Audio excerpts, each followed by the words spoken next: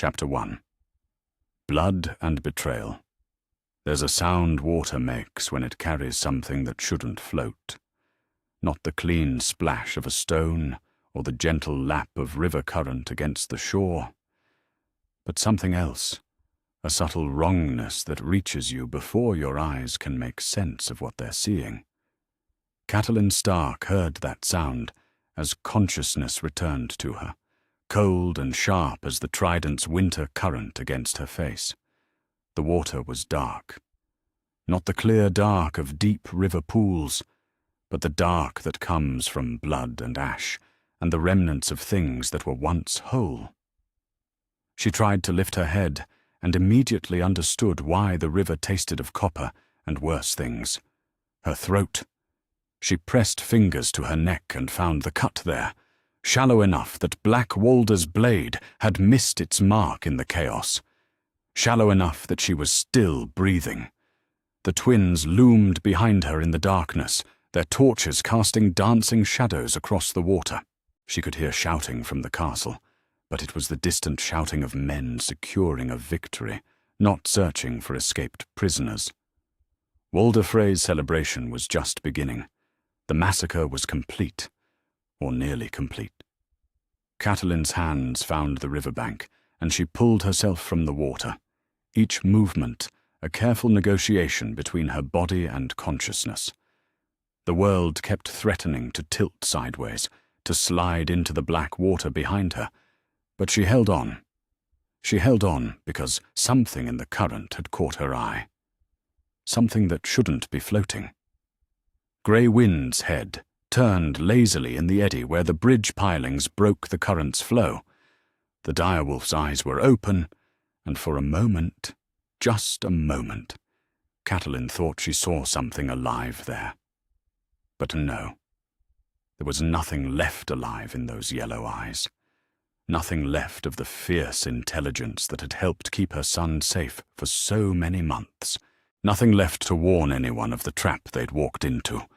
She waded back into the water.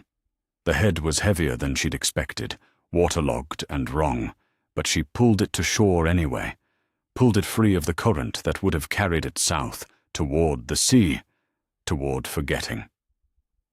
Some things shouldn't be forgotten. Some things shouldn't be allowed to float away in the dark while their killers drink and laugh and congratulate themselves on their cleverness.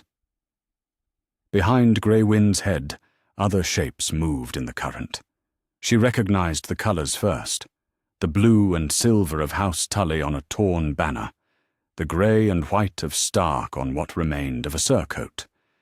Then the shapes themselves resolved into what they were, what they had been, her son's army, reduced to river debris.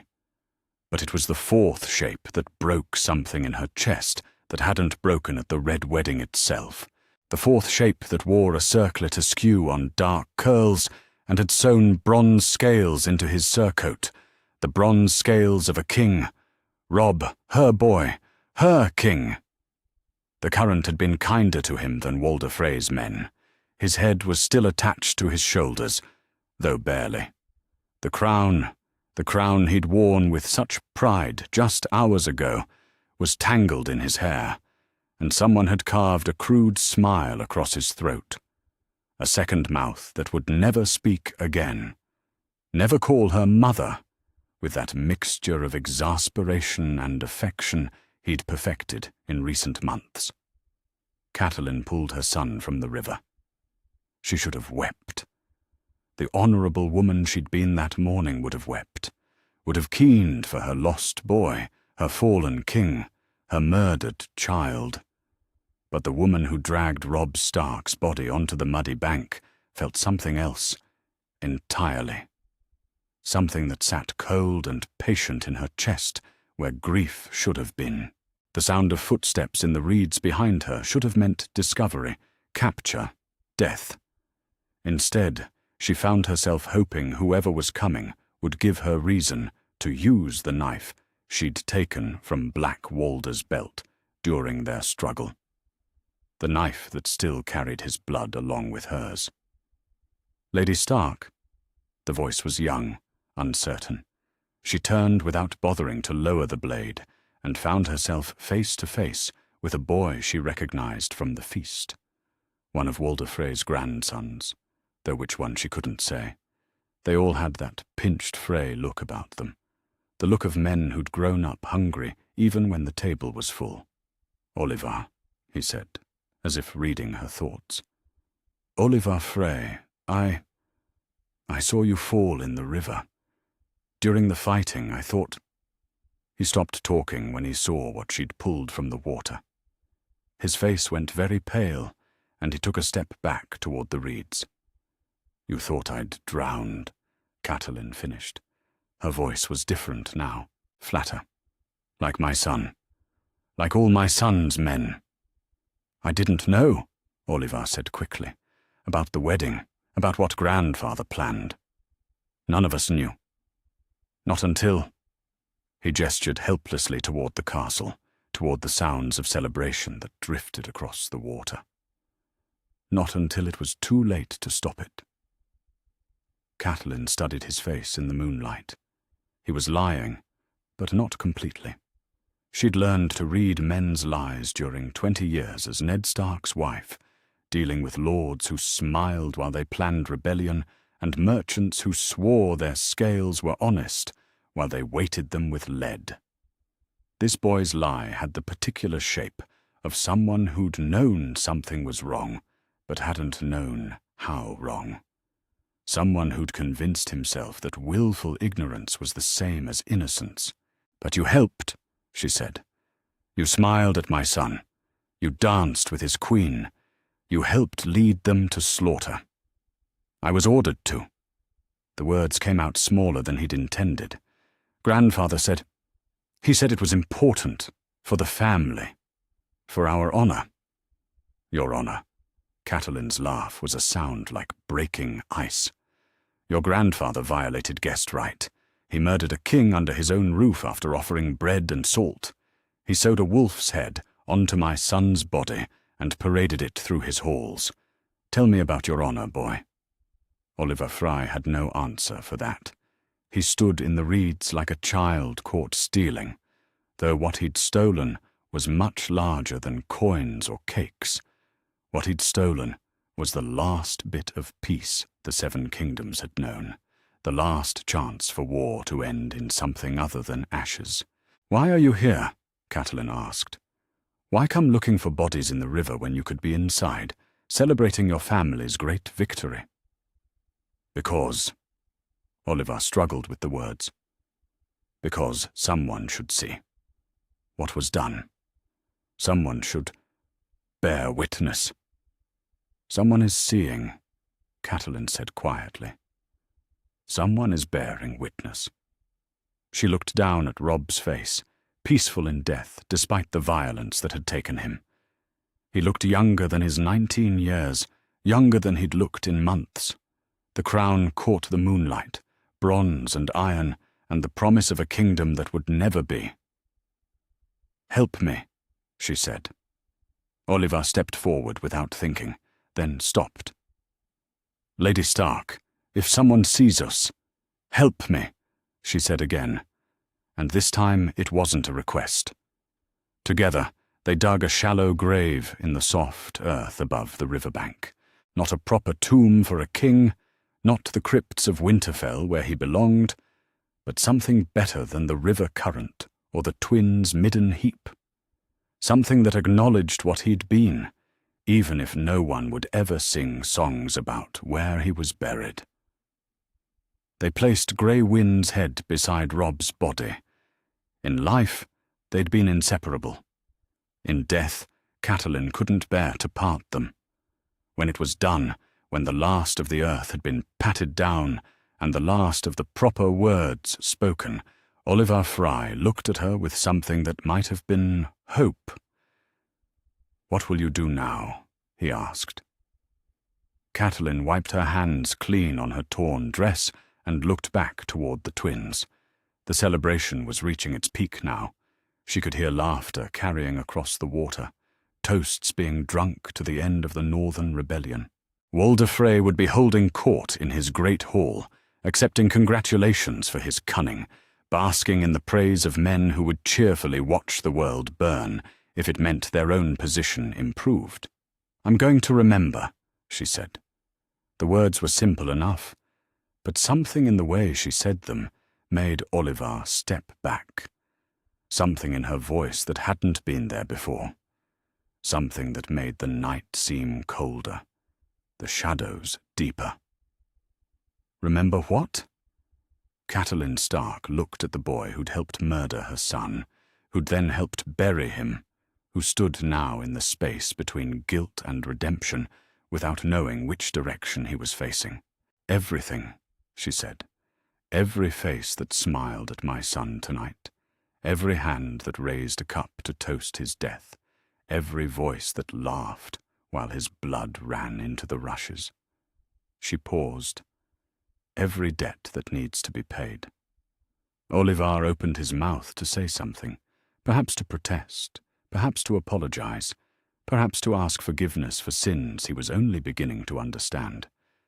But Catelyn had already turned away, melting into the darkness along the riverbank, like smoke from a guttered candle. The last thing he heard was the sound of water, lapping against the shore where a king's blood had mixed with the trident's current.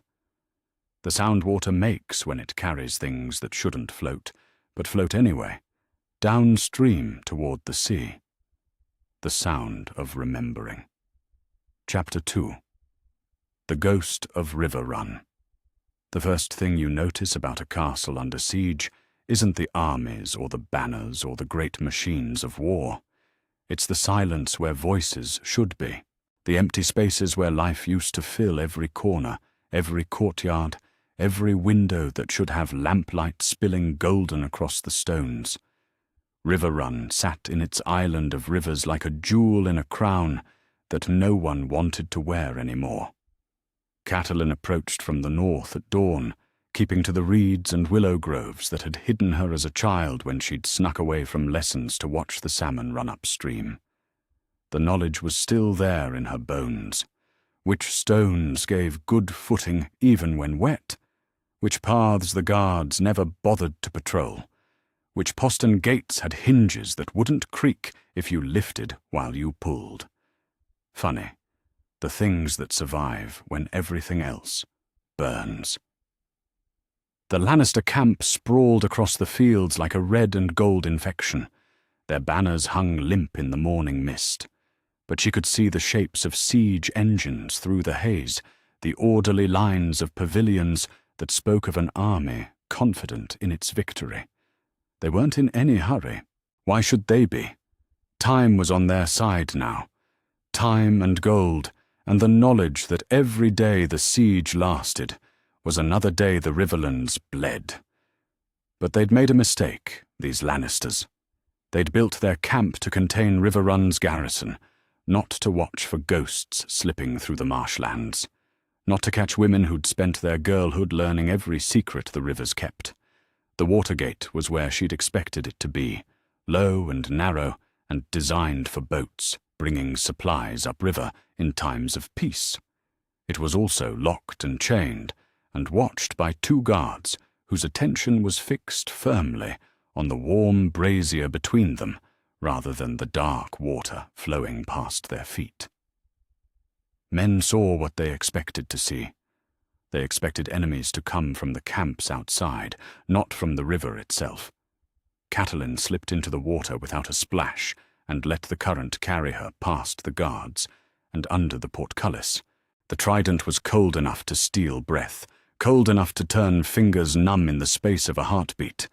But she'd learned to work with cold water in the past day. Cold water had carried her son's body.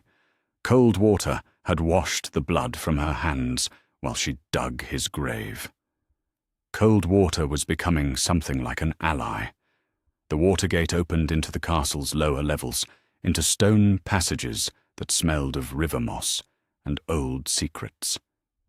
She pulled herself from the channel and padded barefoot through corridors that remembered her footsteps from 30 years ago, past the root cellars where she'd hidden sweet cakes stolen from the kitchens, past the armory where she'd watched her father's master-at-arms teach her brother Edmure the proper way to hold a sword. Past the small chamber where her father had sat with her the morning she'd left for Winterfell, promising her that Ned Stark was a good man who would treat her with kindness. All of it exactly as she remembered, none of it feeling like home anymore. She found the blackfish in his solar, bent over maps spread across a table that had belonged to her grandfather and his grandfather before him. Brynden Tully looked older than his 60-odd years, silver hair gone white and new lines carved deep around his eyes. But his back was still straight and his sword hand still steady when he heard her footstep and spun to face the intruder who'd somehow made it past his guards. "7 hells," he breathed. "Cat." For a moment, she wanted to collapse into his arms the way she had as a child when the world became too large or too frightening to bear alone. Uncle Brynden, who'd taught her to fish and swim and read the weather in the colour of the sky. Uncle Brynden, who'd never married because he said he was already wedded to the rivers themselves. Uncle Brynden, who'd been the constant star around which her childhood had orbited. But the woman standing in his solar wasn't that child anymore. Wasn't anyone that child could have imagined becoming. "Hello, Uncle," she said quietly. He stared at her for a long moment, taking in her torn dress and muddy feet and the fresh scar across her throat. Taking in the way she stood, balanced on the balls of her feet like someone expecting violence. Taking in the hardness in her eyes that hadn't been there when she'd left Riverrun 3 days ago to attend her nephew's wedding. "We heard," he said finally, "about the Red Wedding, about Robb. The reports said—" He gestured helplessly. "They said everyone died. Everyone." "Everyone did die," Catelyn replied. "I'm something else now." The blackfish studied her face the way he might study enemy troop movements, looking for the truth behind the obvious formation. "How did you escape?" "Luck. Chaos. A girl named Roslyn who couldn't bear to watch her grandfather violate every law of gods and men." Catelyn moved to the window, looking out over the siege lines. "It doesn't matter how. What matters is what comes next. What comes next is you rest, you recover, and we plan how to—" "Father's dead, isn't he?" The abrupt change of subject stopped Brynden mid-sentence. His shoulders sagged slightly, and suddenly he looked every one of his years. 3 days ago, the morning of the wedding, he'd been asking for you. When the fever took him, he was calling for his little cat to bring him one more story from the river. 3 days ago, while she'd been travelling to the Twins with Robb, full of hope and wedding plans, and the belief that her son was clever enough to outmaneuver Walder Frey's spite, her father had been dying. While she'd been choosing which dress to wear to celebrate her nephew's marriage, Hoster Tully had been speaking her childhood name to empty air. She felt the grief try to surface, try to break through the cold thing that had taken root in her chest. But grief was a luxury she couldn't afford. Grief was for the woman who died in the Twins alongside her son. What remained had work to do. "The siege," she said. "How long can you hold?" "Months, if we're careful with supplies. Years, if the gods are kind." Brynden joined her at the window. "But that's not the question, is it? The question is whether holding matters any more, now that the king in the north is dead and his army scattered." "It matters," Catelyn said, with a certainty that surprised them both. "It matters because this castle was built to guard the rivers, and the rivers remember everything. Every ship that passes, every merchant who stops to water his horses, every piece of news that flows downstream. The Freys think their work is done. They think they can celebrate their victory and go back to collecting tolls and counting coins. They're wrong." She turned from the window and approached the table where Brynden's maps lay spread like the skin of a flayed kingdom.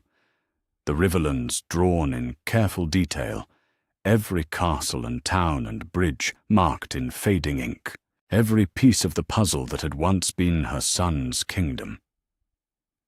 "Tell me about the Freys," she said. "Not the family, the individual members. Who was at the wedding? Who knew about the plan? Who can we trust to have been ignorant?" Bryndon's eyebrows rose. "Cat, what are you thinking?" "I'm thinking about debts," she said simply, "and how they get paid." For the next hour, they worked through the intelligence Bryndon had gathered, the reports from spies and merchants and refugees who'd fled the twins in the chaos after the massacre. The careful accounting of which Freys had smiled too broadly during the feast, which had seemed genuinely shocked when the music changed, which had left the hall just before the killing started. It was delicate work, this passing of guilt and innocence. Young Oliver hadn't been the only one kept ignorant of his grandfather's plan. Several of the women had been excluded entirely. Roslyn herself, obviously, but also some of the younger daughters and the wives of men who'd married into the family rather than being born to it. A few of the men seemed to have been told only that something was planned, without being given the bloody details. It's leverage, Catelyn realized as the pattern emerged. The old man didn't trust his whole family with the secret, because he knew some of them would object. Some of them still have consciences. And you think you can use that? I think a house divided against itself is easier to pull down than a united one. Catelyn traced the outline of the twins on the map. But first I need to disappear. Catelyn Stark is dead. Let the Freys believe it. Let the Lannisters believe it. Let everyone believe it. Then who are you? Catelyn smiled, and there was nothing warm in the expression. Cat of the Canals, a common riverlander who lost her family to the war and wants to make an honest living carrying messages between the river towns. Someone so ordinary that lords don't notice her, guards don't remember her face, and servants tell her their troubles while she helps them load cargo. The Blackfish was quiet for a long moment. When he spoke, his voice was carefully neutral. That's a dangerous game, niece. Once you step outside the protections of your name and your blood, you're just another small folk woman in a world that eats small folk women for breakfast.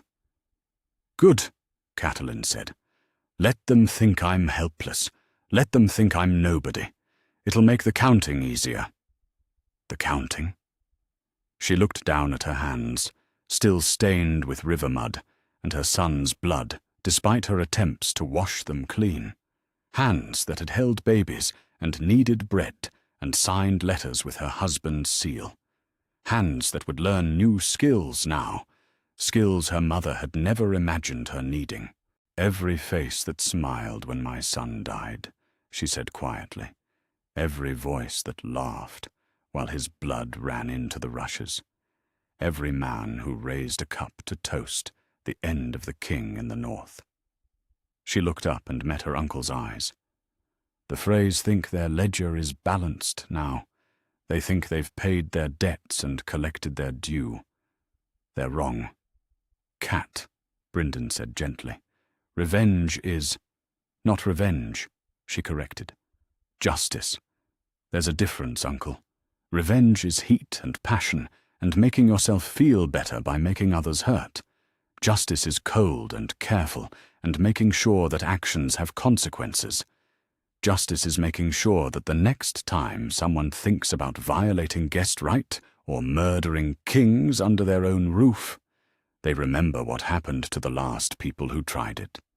The Blackfish studied his niece's face and saw something there that made him step back, something that reminded him uncomfortably of winter rivers, beautiful and terrible and completely without mercy for anything caught in their current. What do you need from me? He asked.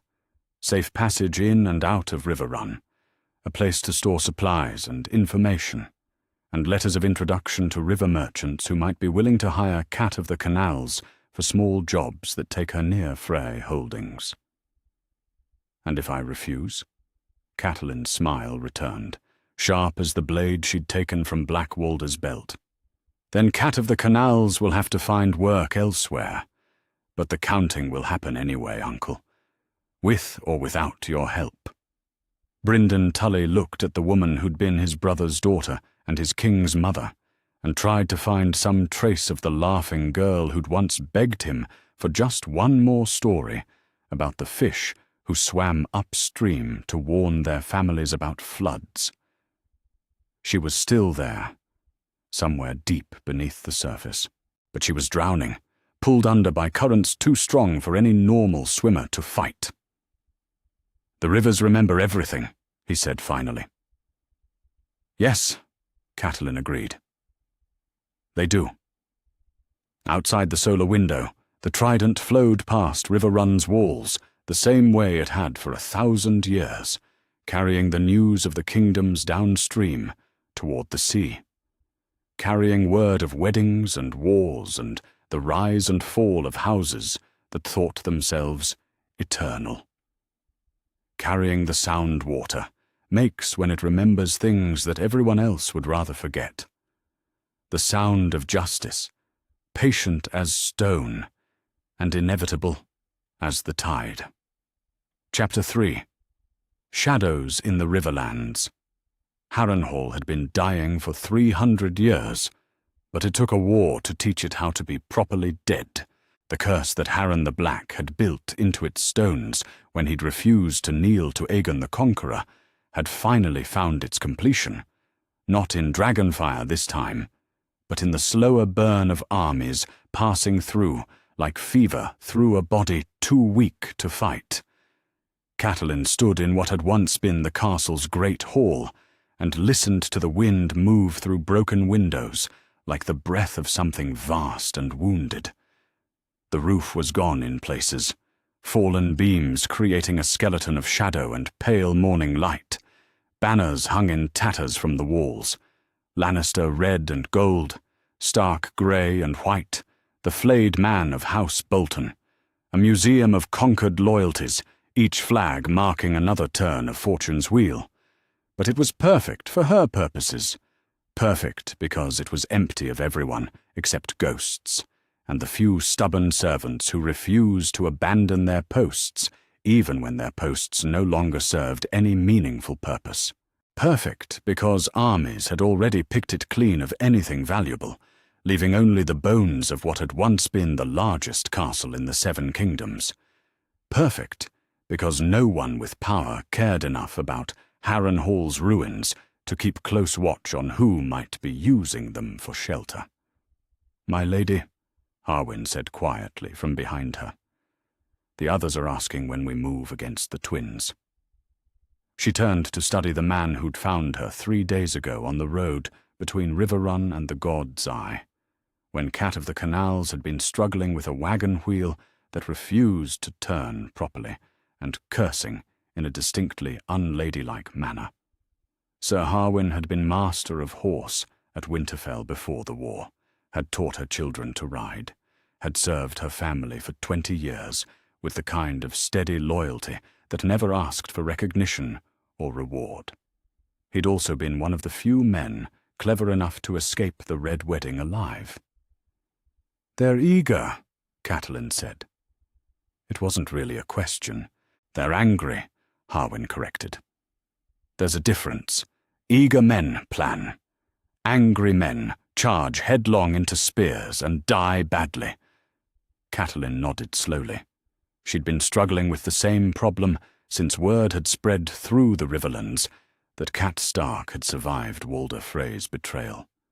Surviving Stark soldiers had been appearing at Harrenhal like iron filings drawn to a magnet, men who'd escaped the massacre by being assigned to foraging parties that night, men who'd been guarding the baggage train when the killing started, men who'd fought their way out through windows and postern gates while their friends died in the Great Hall.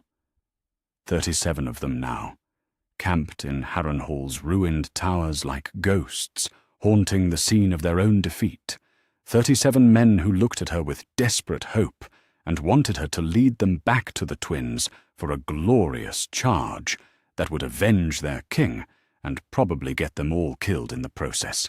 "We wait," she said finally, "until we're stronger, until we're smarter, until we know exactly who we're killing and why."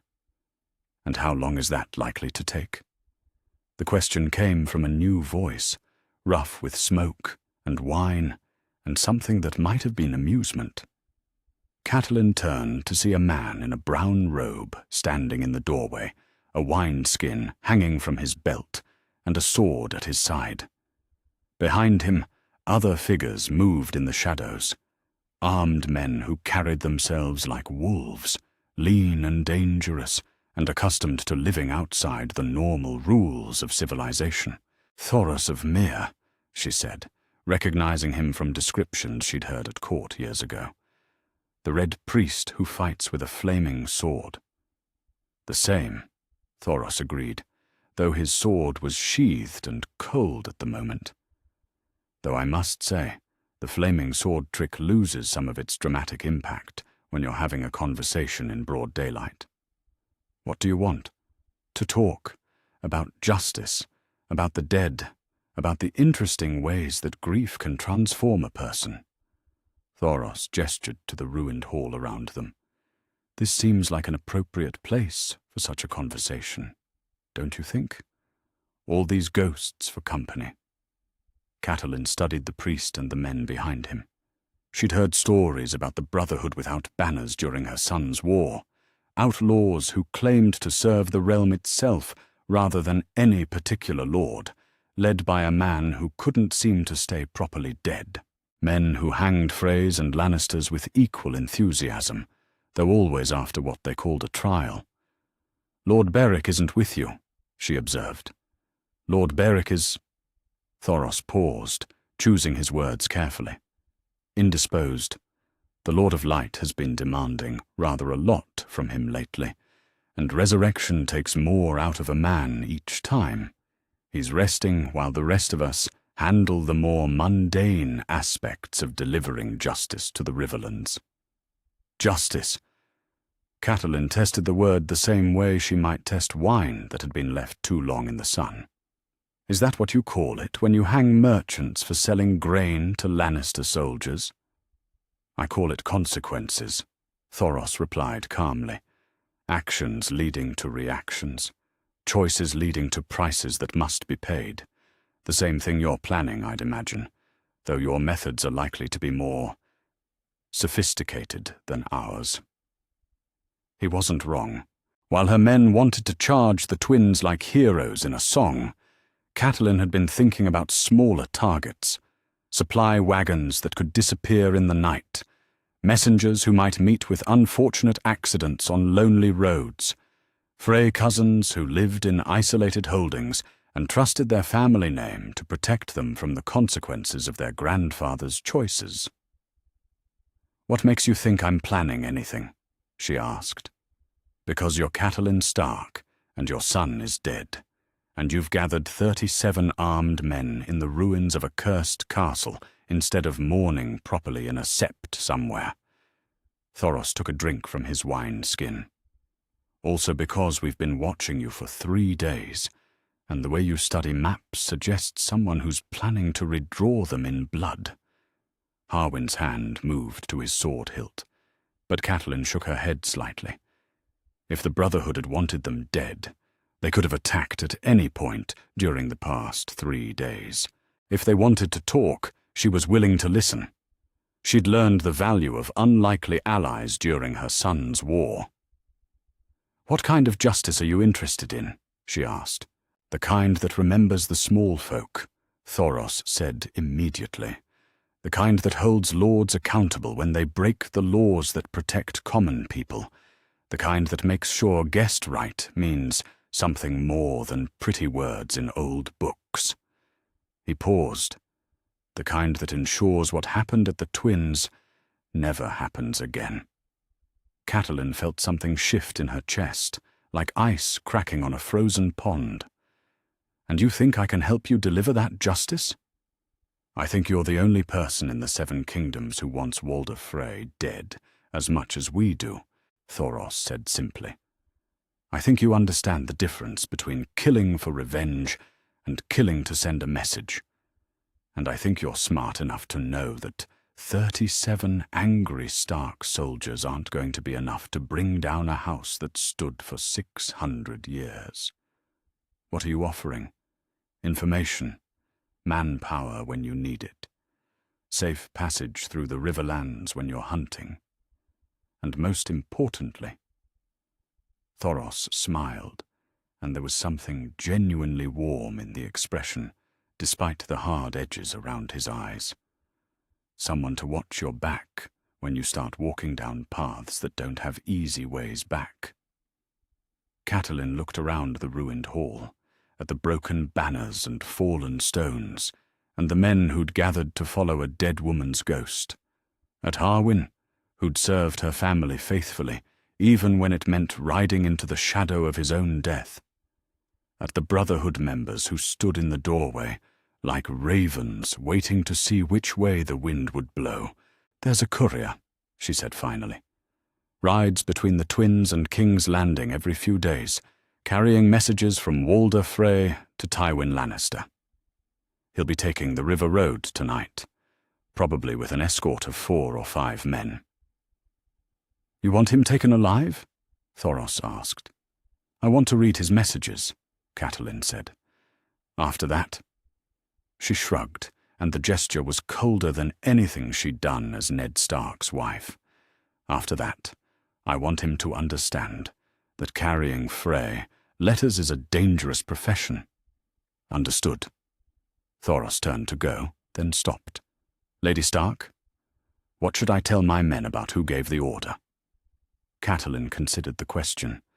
Cat Stark was dead, had died in the Twins alongside her son, and her hopes for peace. Cat of the Canals was a useful fiction for moving through the world unseen, but not for the kind of work that lay ahead. Tell them it came from a ghost, she said finally. Tell them the dead have business with the living, and the accounts won't balance themselves. That evening, she sat in Harrenhal's broken tower and read the letters they'd taken from the courier by torchlight. Letters that spoke of northern resistance being crushed with systematic efficiency. Letters that listed the names of lords who'd bent the knee and lords who'd fled to exile. Letters that treated the extinction of House Stark as a problem solved, a matter checked off Tywin Lannister's careful list of things that needed doing. At the bottom of one letter, in Walder Frey's spidery handwriting, she found a note that made her blood turn to ice water in her veins. The girl has been secured as discussed, wedding preparations to proceed as planned. The girl, Arya or Sansa, though the letter didn't specify which. One of her daughters, somewhere in the hands of people who thought her family was extinct, who thought there was no one left to demand an accounting for what had been taken. They were wrong. Catelyn set the letters aside and picked up a quill. She had messages of her own to send, to river lords who might be convinced to remember old loyalties, to merchants who could carry word to the right people, to servants in Frey castles who might be willing to listen for the right kind of coin. The beginning of a web that would spread across the riverlands like morning mist, invisible until it was too late to escape. Outside the tower window, she could hear Thoros talking to his men around their campfire, planning their next target with the casual efficiency of people who'd turned warfare into a craft. Inside, Harwin was sharpening weapons that would need to stay sharp for a long time yet. In the distance, the god's eye reflected starlight like scattered diamonds on black water. Harrenhal had been dying for 300 years. But tonight, in its ruins, something new was being born. Something that would make the Riverlands remember why the castle had been cursed in the first place, and why some debts were too large to be forgiven by anything as simple as time, or distance, or death. The sound of water lapped against the shoreline far below, patient as stone, and inevitable as winter.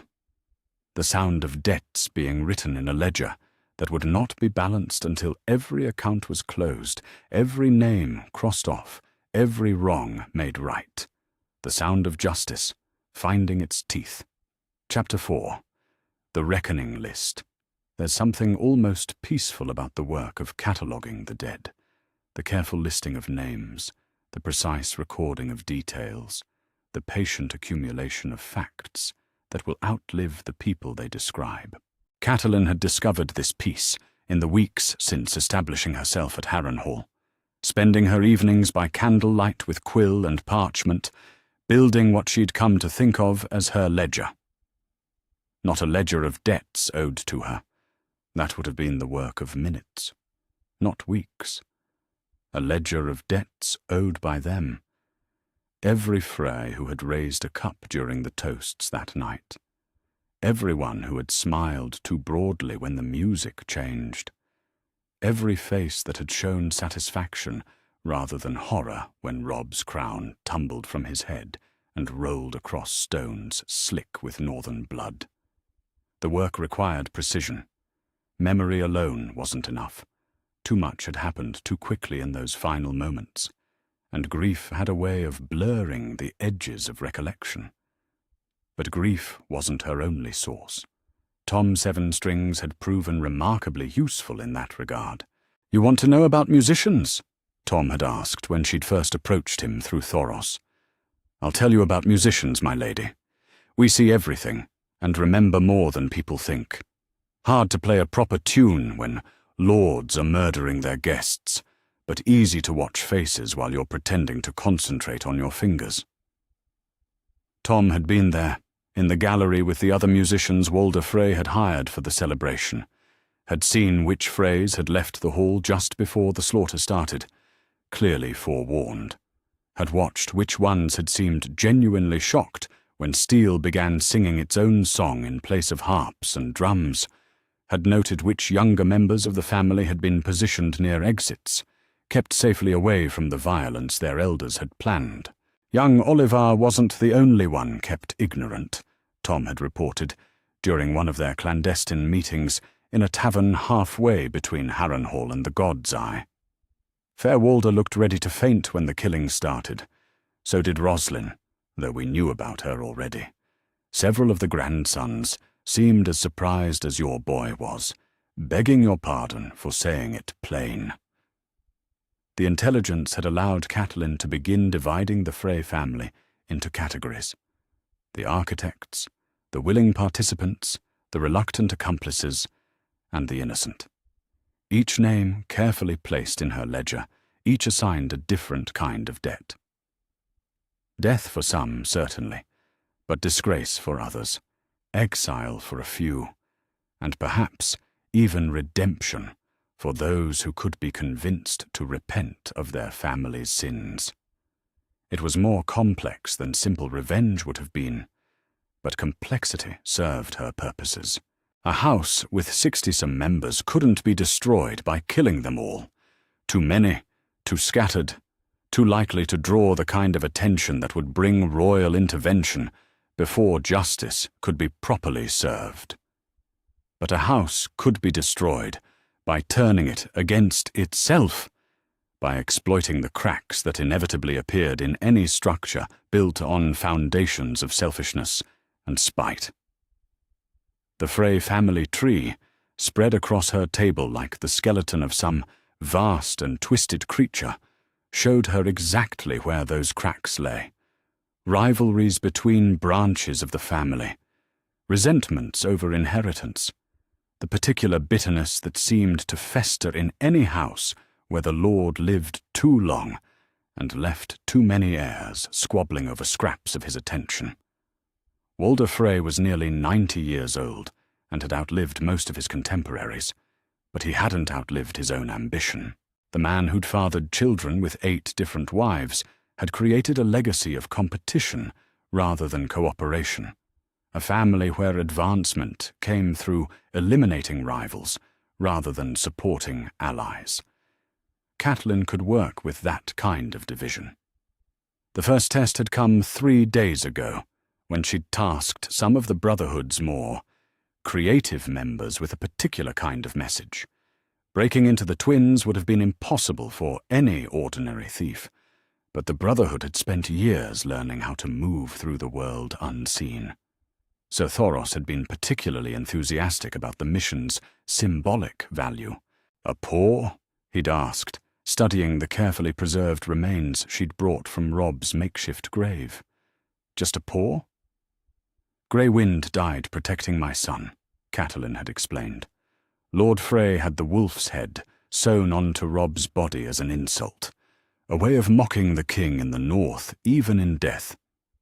I want him to understand that some insults have consequences that outlive the people who offered them. The reports had been everything she'd hoped for. Walder Frey, waking in his bed to find a dire wolf's severed paw on his pillow, the massive claws positioned as if they'd been reaching for his throat. The old man's screams echoing through the castle as he'd called for guards, for maesters, for anyone who could explain how something dead had found its way past locked doors and loyal men. More importantly, the panic that had followed, accusations flying between family members about who might have been careless with security, who might have enemies cunning enough to penetrate the twins' defenses, who might have their own reasons for wanting the Lord of the Crossing to wake up screaming, the kind of suspicion that turned allies into potential threats and made every conversation a potential trap. Word is he's barely sleeping now, Tom had reported during their most recent meeting. Posted guards in his bedchamber had the castle searched 3 times over and started questioning servants about who's been coming and going. Half his family thinks he's going mad from guilt. The other half thinks someone's using sorcery against him. "And what do you think?" Catelyn had asked. Tom had grinned, the expression sharp enough to cut glass. "I think fear is a song that plays itself once you give it the right opening note. And I think Lord Frey's hearing music that's going to keep getting louder until it drowns out everything else in his head." The psychological campaign was only the beginning, though. While Walder Frey lost sleep and trusted family, Catelyn had been gathering intelligence about larger patterns, more dangerous conspiracies. The messages they'd intercepted from Frey couriers had revealed troubling information about northern affairs, including a particularly disturbing report about wedding preparations involving Arya Stark. Catelyn had stared at that particular letter for a long time before the implications became clear. Arya was supposed to be missing, possibly dead, certainly not available for marriage arrangements, which meant someone was planning to pass off another girl as her daughter, to use a false Stark bride to legitimize whatever plans were being made for Winterfell. The signature on the letter had been Rose Bolton's, written in the careful script of a man who measured every word before committing it to paper. Rose Bolton, who'd served as one of Rob's most trusted bannermen right up until the moment he'd put a knife in her son's heart. Rose Bolton, who now apparently intended to crown his betrayal by stealing her family's name, along with their castle. "It's brilliant in its way," she'd told Thoros during one of their planning sessions. "Marry the fake Arya to his bastard, legitimize the boy, and suddenly House Bolton has a claim to Winterfell that's stronger than conquest alone. Half the North would bend the knee to a Stark bride, even a false one, rather than fight another war." "What do you want us to do about it?" Thoros had asked. "For now, nothing. Let Bolton think his plans are proceeding in secret. But make sure we know exactly when and where this wedding is supposed to happen. When the time comes to balance the ledger, I want to make sure we collect on every debt at once." The work was taking its toll on her. She knew. Harwin had started looking at her with something that might have been concern, watching the way she stayed up late by candlelight, mapping out revenge with the same careful attention she'd once devoted to planning feasts and managing household accounts. The way she'd started talking about justice as if it were something that could be measured in precisely calculated portions, dispensed according to careful formulas rather than the messy imperatives of the heart. But precision was what the situation required. Robb had died because he'd trusted in honor and assumed his enemies would show the same restraint he did, because he'd believed that some lines couldn't be crossed, that some betrayals were too monstrous for civilized people to contemplate. His nobility had been beautiful and inspiring and ultimately fatal. Catelyn wouldn't make the same mistake. She would be as methodical as Tywin Lannister, as patient as Varys, as ruthless as anyone who'd ever learned to play the Game of Thrones and survive it. She would be everything her son had been too good to become, and she would use those darker virtues to ensure that his death served some purpose beyond satisfying Walder Frey's wounded pride. The ledger was growing thicker each week, filled with names and debts, and the careful accounting of justice deferred, but not forgotten. Soon, perhaps sooner than the Freys expected, it would be time to begin collecting on those debts. Time to show the Seven Kingdoms what happened when you violated the most sacred laws of hospitality and thought your victims were too weak or too dead to demand satisfaction. Outside her window in Harrenhal's broken tower, she could hear Tom Sevenstrings practicing a new song around the evening fire. Something about a wedding feast, where the wine ran red as blood, where the guests learned too late that some invitations were better refused. The kind of song that would spread through taverns and markets like wildfire, carrying its own kind of justice to places where swords couldn't reach. The sound of water lapped against the God's Eye's shores in the distance, patient and persistent as the tide. The sound of time passing, of debts accumulating interest, of justice deferred but never abandoned. The sound of a mother's love transformed into something harder and more enduring than grief, transformed into the promise that some accounts would be settled in full, no matter how long the accounting took. The sound of names being written in a ledger that would not be closed until every debt was paid, every wrong made right, every betrayal answered with the kind of precision that turned revenge into something approaching art. The sound of the Freys learning, one sleepless night at a time, that some wolves were harder to kill than they'd imagined. Chapter 5. Wolves in sheep's clothing. The thing about being invisible is that you have to become someone else completely, not just wear different clothes or speak with a different accent, but think different thoughts, want different things, carry yourself as if the world has shaped you in entirely different ways. Cat of the Canals understood this in ways that Catelyn Stark never had to learn. Cat of the Canals had calloused hands from loading barges and mending nets. She kept her eyes down when lords passed, and her voice humble when asking for work. She knew which roads were safe for a woman travelling alone, and which taverns would give her a meal in exchange for news from upriver. She was nobody important, nobody worth remembering, nobody whose absence would cause anyone to ask uncomfortable questions, which was why she was perfect for attending Sir Perwyn Frey's wedding to the youngest Horwick daughter. The celebration was smaller than the Red Wedding had been, only 200 guests instead of 1,000, only one night of feasting instead of 3.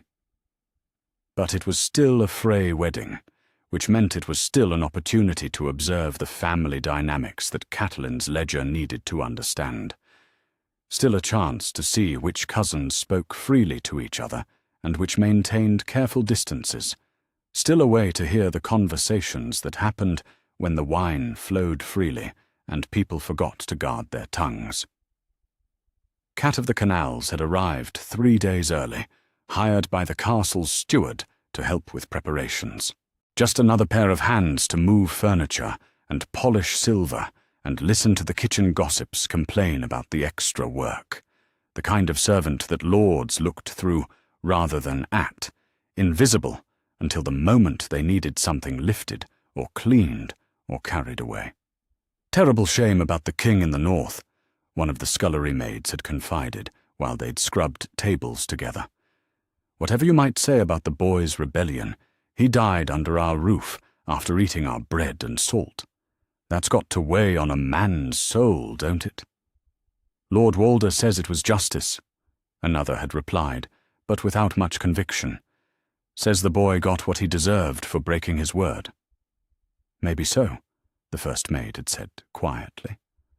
"But my grandmother always told me that guest right was sacred. Said the gods remember when it's broken, even if men try to forget."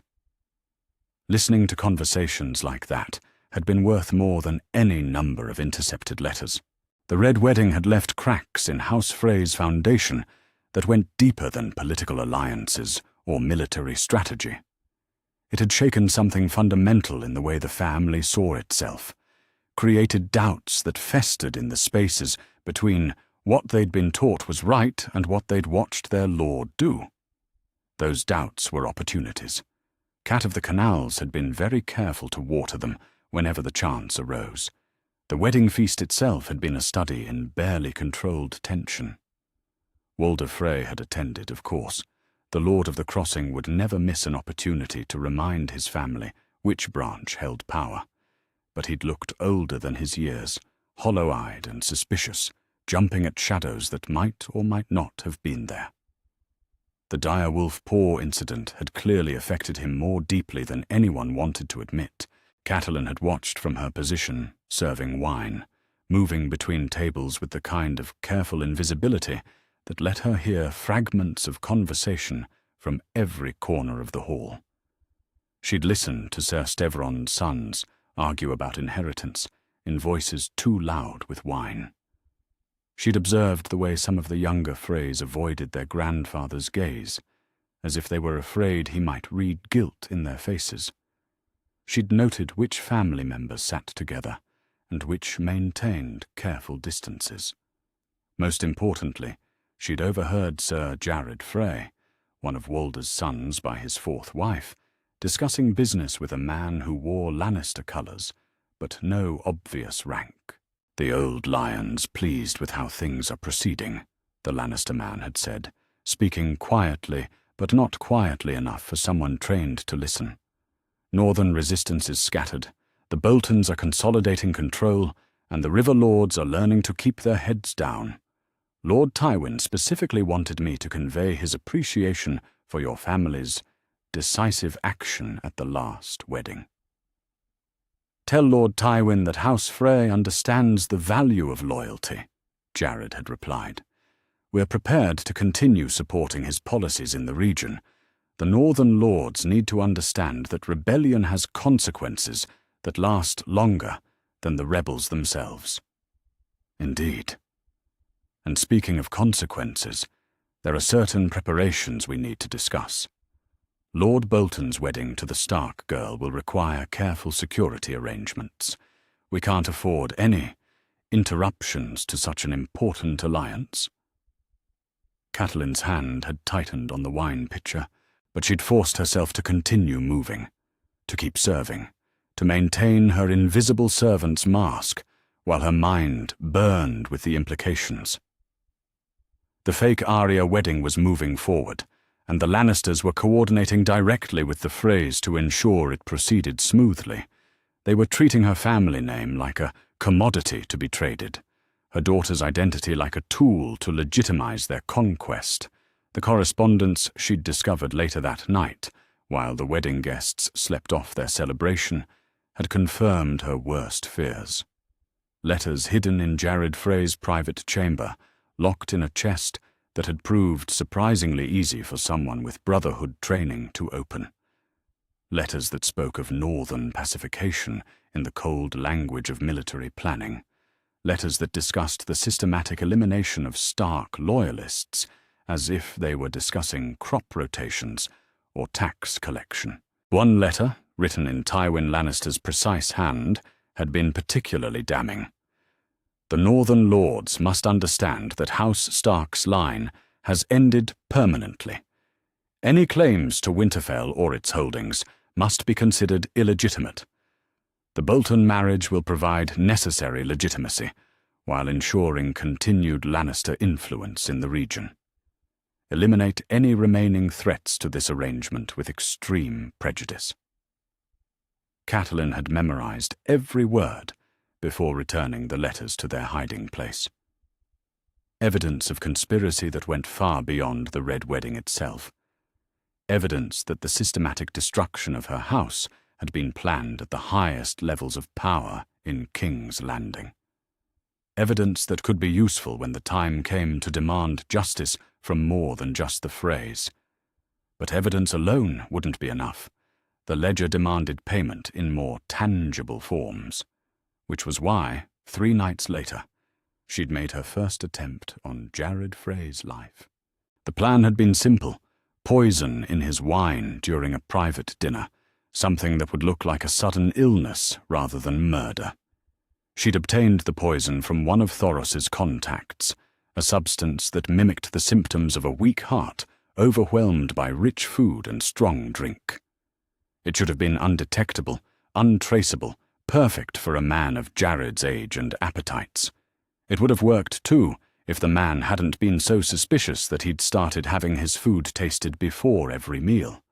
The taster, a young kitchen boy who probably earned more in a month than most peasants saw in a year, had collapsed before Jared had taken his first sip. Collapsed with the kind of dramatic convulsions that made it very clear what had happened to the wine, even if no one could prove who had done it. Cat of the Canals had been questioned along with every other servant, of course. But who would suspect a common woman who'd been hired for temporary work? Who would imagine that a nobody carrying laundry could be the same person who'd once been mother to a king? Still, she'd known it was time to leave. Time for Cat of the Canals to finish her work at the castle and move on to her next opportunity. But before she'd left, she'd made sure to have one final conversation with the kitchen maid who'd spoken about guest right and the weight it carried on a man's soul.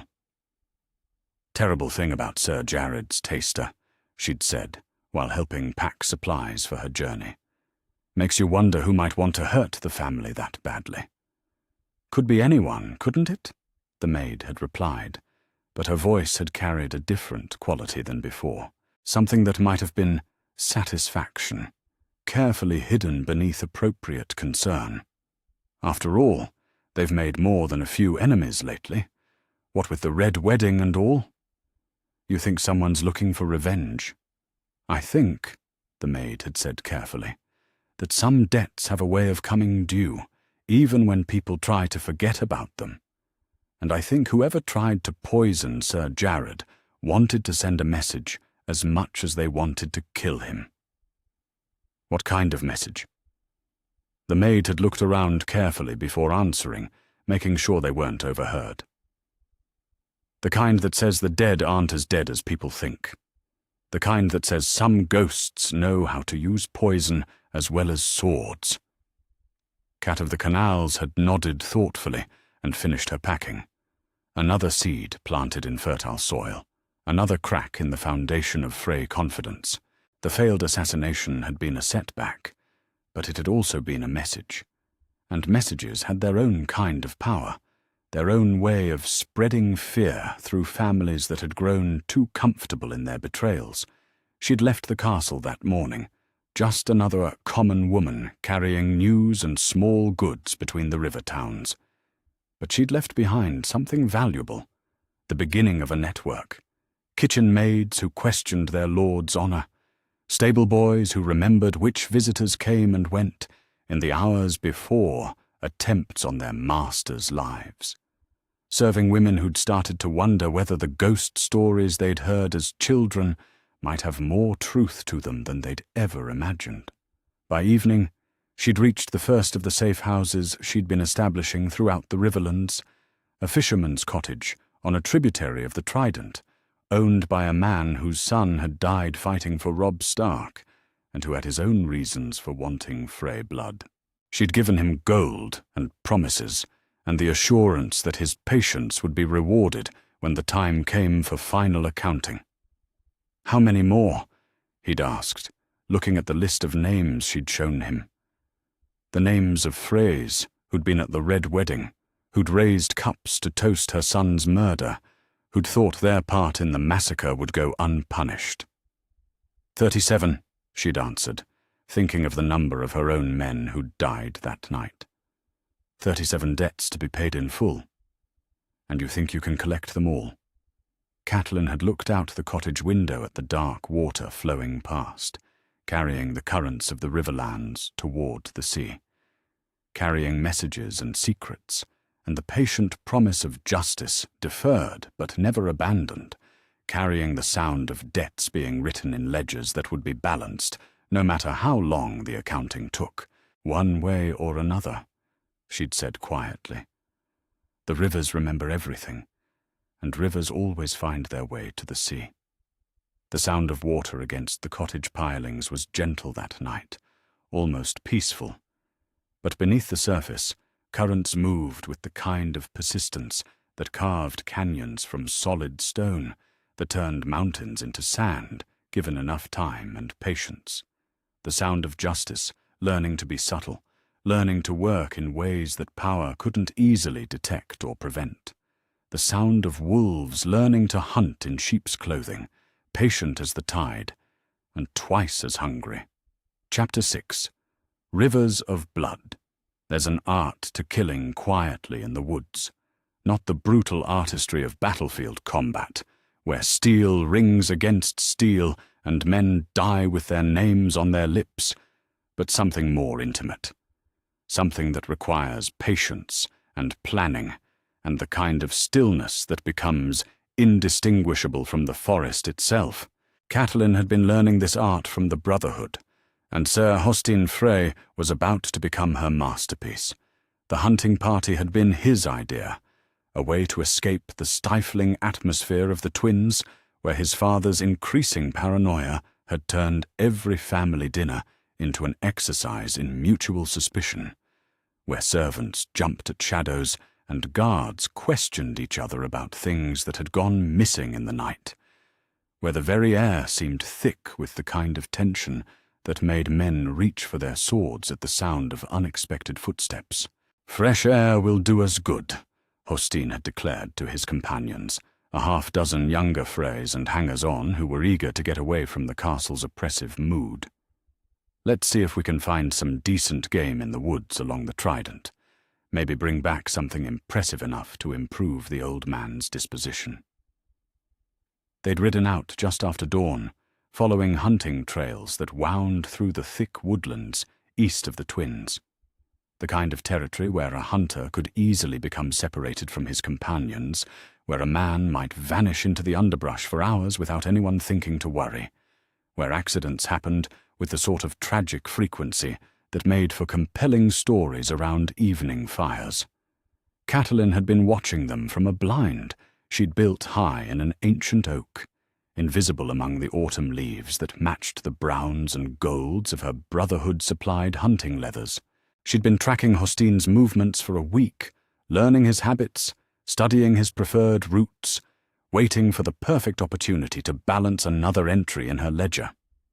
The opportunity had come when Hosteen separated himself from the group to pursue what he thought was a wounded stag, actually one of Tom Sevenstring's more theatrical performances, complete with broken branches and carefully placed blood trails that led deeper into the woods. Away from witnesses, away from help, away from anything except the patient justice that had been following him like a shadow ever since the Red Wedding. She'd dropped from her perch when he was 40 yards from his horse, moving through the forest with the silent efficiency that months of Brotherhood training had taught her. The crossbow bolt had taken him in the back, punching through mail and leather and lung with the kind of precision that spoke of careful preparation rather than lucky chance. He'd had perhaps 10 seconds to understand what was happening before the second bolt finished the conversation. But the killing itself wasn't the message. The killing was just the delivery method. The message was what she'd pinned to his chest with the third bolt, a piece of parchment that bore 7 words written in her careful script. The North remembers, the Riverlands remember. Payment due. By the time his hunting companions found the body, she'd been back in her tree for an hour, watching their growing panic as they realized that someone had murdered a son of Walder Frey within sight of the family's own towers. Watching them argue about whether to search the woods or race back to the castle with news that would confirm their lord's worst fears. Watching them come to terms with the fact that the ghost stories whispered in servants' quarters might not be stories at all. The legend was growing faster than she'd anticipated. The Red Cat, they were calling her in taverns from the God's Eye to the Neck, a phantom who moved like mist and struck like lightning, who left messages written in blood and bodies, positioned as warnings to those who'd forgotten the sacred laws of hospitality. The stories grew more elaborate with each telling, gaining details that had nothing to do with reality, but everything to do with the power that fear could wield when properly directed. Some said she was Catelyn Stark's ghost, returned from the grave to avenge her son's murder. Others claimed she was a sorceress who'd learned her magic from the old gods beyond the wall, armed with powers that made steel and stone meaningless obstacles. A few whispered that she was something even stranger, a woman who died at the Red Wedding but refused to admit it, who walked between life and death with the kind of determination that made both states temporary inconveniences. The truth was simpler and more dangerous than any of the stories. She was a mother who'd learned to kill efficiently, a widow who'd discovered that grief could be transmuted into something harder and more enduring than sorrow. A woman who'd found purpose in the patient work of evening scales that had been left unbalanced for too long. The message from the Neck had found her 3 days after Hostein's death, carried by a boy who claimed to be searching for his lost fishing boat, but who knew entirely too much about brotherhood-safe words for someone his age. The letter had been written in a hand she didn't recognize, but the words were from someone who clearly knew her situation. "The Northern Lords remember their oaths," the letter had read. "Some of us survived the Bolton betrayals and found refuge in places too wet for southern nights to follow. If the Stark wolves still howl, the Mormont bears are willing to listen. Show us that winter is coming, and we'll help you bring the storm." The signature had been a simple M, with a bear's paw drawn beneath it. Lady Maege Mormont's mark, familiar from the correspondence she'd seen during Robb's campaigns. Maege Mormont, who'd commanded the Northern Reserves during the war, whose absence from the Red Wedding had probably saved her life, who'd apparently gathered other survivors in the Crannog-dotted marshes where the Neck met the sea, where armies bogged down in sucking mud and local knowledge was worth more than steel. The implications had made Catelyn's pulse quicken with something that felt almost like hope. If Maege had survived, if she'd gathered others, if there were still Northern Lords willing to honor their oaths to House Stark, then the ledger might be balanced with more than just Frey blood. The game could expand beyond simple revenge into something approaching restoration. But hope was a luxury she couldn't afford to indulge. Not yet. Not while her brother remained a prisoner in Lannister hands. Not while her daughter's fates remained unknown. Not while the men who'd murdered her son continued to sleep safely in their beds. The intelligence about Edmure had come from an unexpected source. Roslyn Frey herself, who'd sent word through the network of servants and small folk that Catelyn had been carefully cultivating. The girl who'd helped her escape the twins apparently carried more guilt about her family's crimes than anyone had realized, guilt that had motivated her to risk her own safety by passing along information about prisoner exchanges and ransom negotiations. "They're using him as leverage," the message had explained in Roslyn's careful handwriting. Father says Lord Edmure is too valuable to execute, but too dangerous to release. The Lannisters want him kept alive as a way to ensure the Riverlands remain pacified. They're planning to use him in negotiations if any of the River Lords attempt to rebel. The knowledge had added another layer of urgency to her work. Edmure wasn't just her brother. He was the rightful Lord of Riverrun, the man who should have been leading the resistance against the occupying forces that had carved up the Riverlands like a feast-day pig. His continued imprisonment was both a strategic blow to their cause and a personal insult that demanded its own form of answer. But rescuing him would require more than crossbow bolts and carefully planned accidents. It would require the kind of coordinated operation that meant revealing her survival to allies who might not be ready for the truth about what she'd become. It would require trusting people she barely knew with information that could get them all killed if it fell into the wrong hands. The decision had come to her while she'd stood beside the Trident, watching the current carry autumn leaves downstream toward destinations they'd never chosen. The water moved with the kind of patient persistence that carved new channels when the old ones became blocked, that found ways around obstacles that seemed impossible to overcome, that adapted to circumstances while never losing sight of the ultimate destination. She would contact Mage Mormont. She would begin building bridges between the scattered survivors who still remembered their oaths. She would start thinking beyond individual revenge toward the kind of systematic justice that could restore balance to a kingdom that had forgotten the cost of betraying trust. But first, she had more debts to collect, more messages to deliver, more lessons to teach about the dangers of thinking that cruelty could go unanswered simply because its victims appeared to be dead. The Freys were learning, one body at a time, that some ghosts were more persistent than others, that some debts accumulated interest that compounded in ways their debtors had never imagined, that the sound of water against river stones carried warnings as well as promises, carried justice as well as commerce, carried the patient promise that every current eventually reached the sea.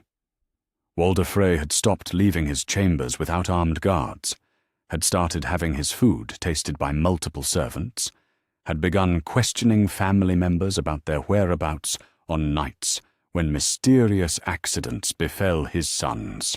The old man who'd lived too long and seen too much was finally learning what it felt like to be afraid, to jump at shadows, to wonder which of the people around him might be harboring the kind of resentment that turned loyal servants into willing accomplices. The fear was almost as valuable as the deaths themselves. Fear made people careless, made them suspicious of allies, made them see enemies in every corner and betrayal in every unexpected sound. Fear was the interest accumulating on debts that had been too long delayed, the compound penalty that made delayed justice exponentially more expensive than the original crime, and the Red Cat was patient enough to let that interest accumulate as long as necessary, to wait for the perfect moments when payment could be extracted with the kind of precision that turned individual deaths into larger messages. Messages that would spread through the Seven Kingdoms like ripples from stones thrown into still water, carrying warnings about the cost of forgetting that some laws were older and stronger than the temporary convenience of kings. The sound of the Trident's current was musical that night, carrying the autumn's first ice downstream toward warmer waters, carrying the promise that winter was indeed coming, bringing with it the kind of reckoning that made men remember why they'd once built fires against the dark and told stories about the importance of keeping faith with guests who'd eaten at their tables.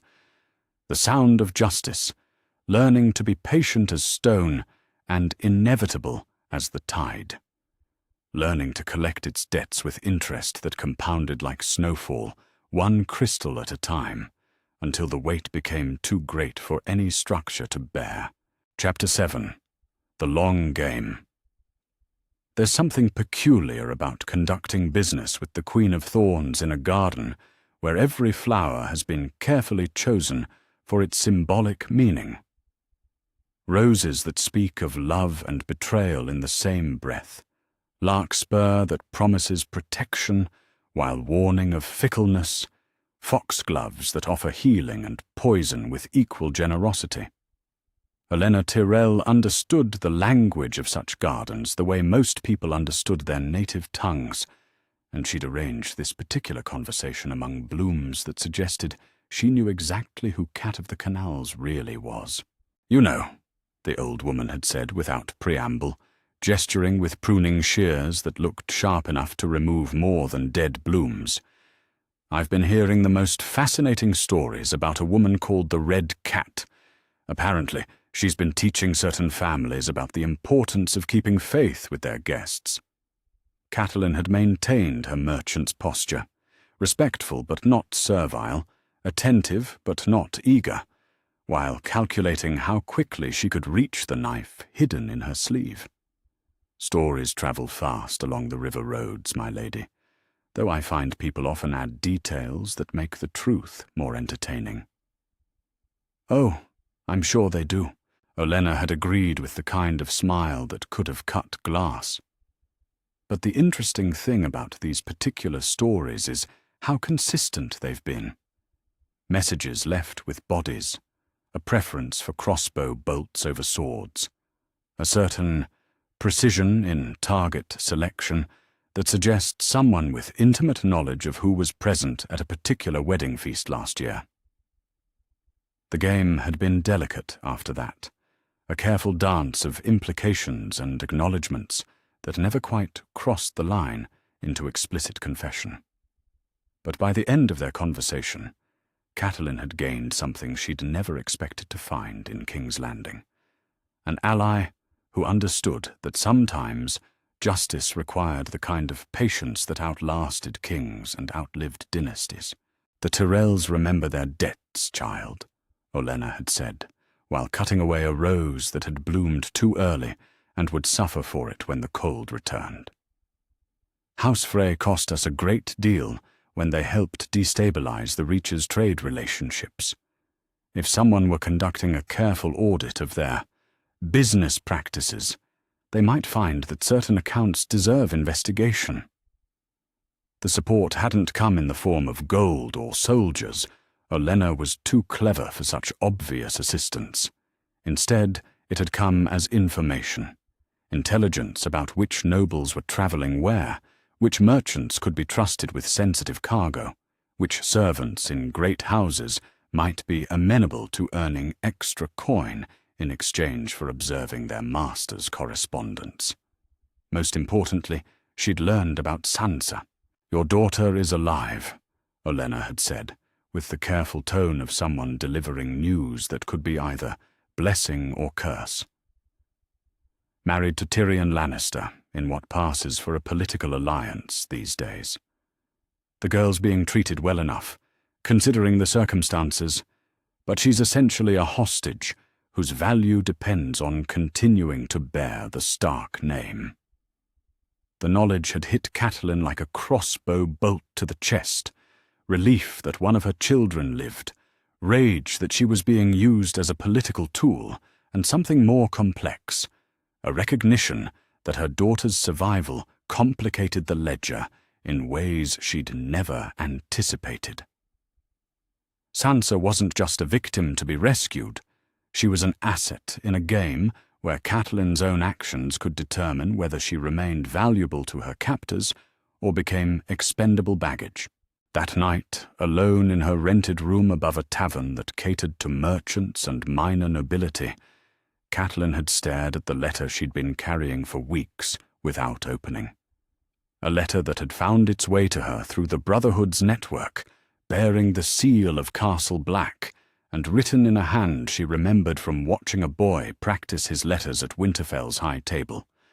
Jon Snow had taken the black, had sworn the vows that would make him a brother to the Night's Watch, that would theoretically remove him from the Game of Thrones forever. The bastard she'd treated with such cold correctness such careful distance, had found his place in the world, while her true-born children scattered like seeds on a harsh wind. The irony was bitter enough to taste. Jon was safe, protected by vows and isolation, and the kind of purpose that came from defending the realm against threats that transcended political ambition. Meanwhile, Arya remained missing. Sansa was a prisoner in all but name.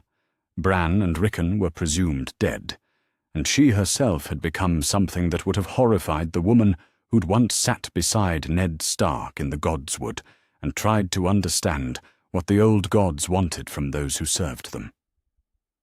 She'd opened the letter finally, recognizing the boy's careful script, even before she'd read the words that confirmed what she already knew. Jon had written to tell her about Robb's death, not knowing that she'd been there when it happened. He'd offered condolences for losses that felt abstract in his distant sanctuary, promised prayers for the dead that came from someone who'd never learned the truth about how they'd died. But between the formal expressions of sympathy, she'd read something else. Loneliness. The particular isolation of someone who'd found his place in the world, but lost his family in the process. The bastard who'd always been apart from them had become more alone than ever, while the woman who'd helped ensure that apartness had discovered what it meant to be truly without kin or comfort. The guilt had been unexpected. Not regret for the path she'd chosen. The ledger still demanded its accounting, and she was the only one left who could provide it. But sorrow for the wounds she'd inflicted before she'd learned what real loss could teach. She'd been careful with Jon, correct, maintaining the distance that propriety demanded between a lord's wife and his bastard son. She'd never been cruel, but she'd never been kind either. And kindness was a gift whose value only became clear after it could no longer be offered. She'd burned the letter, rather than carry such weight with her to Black Walder's execution.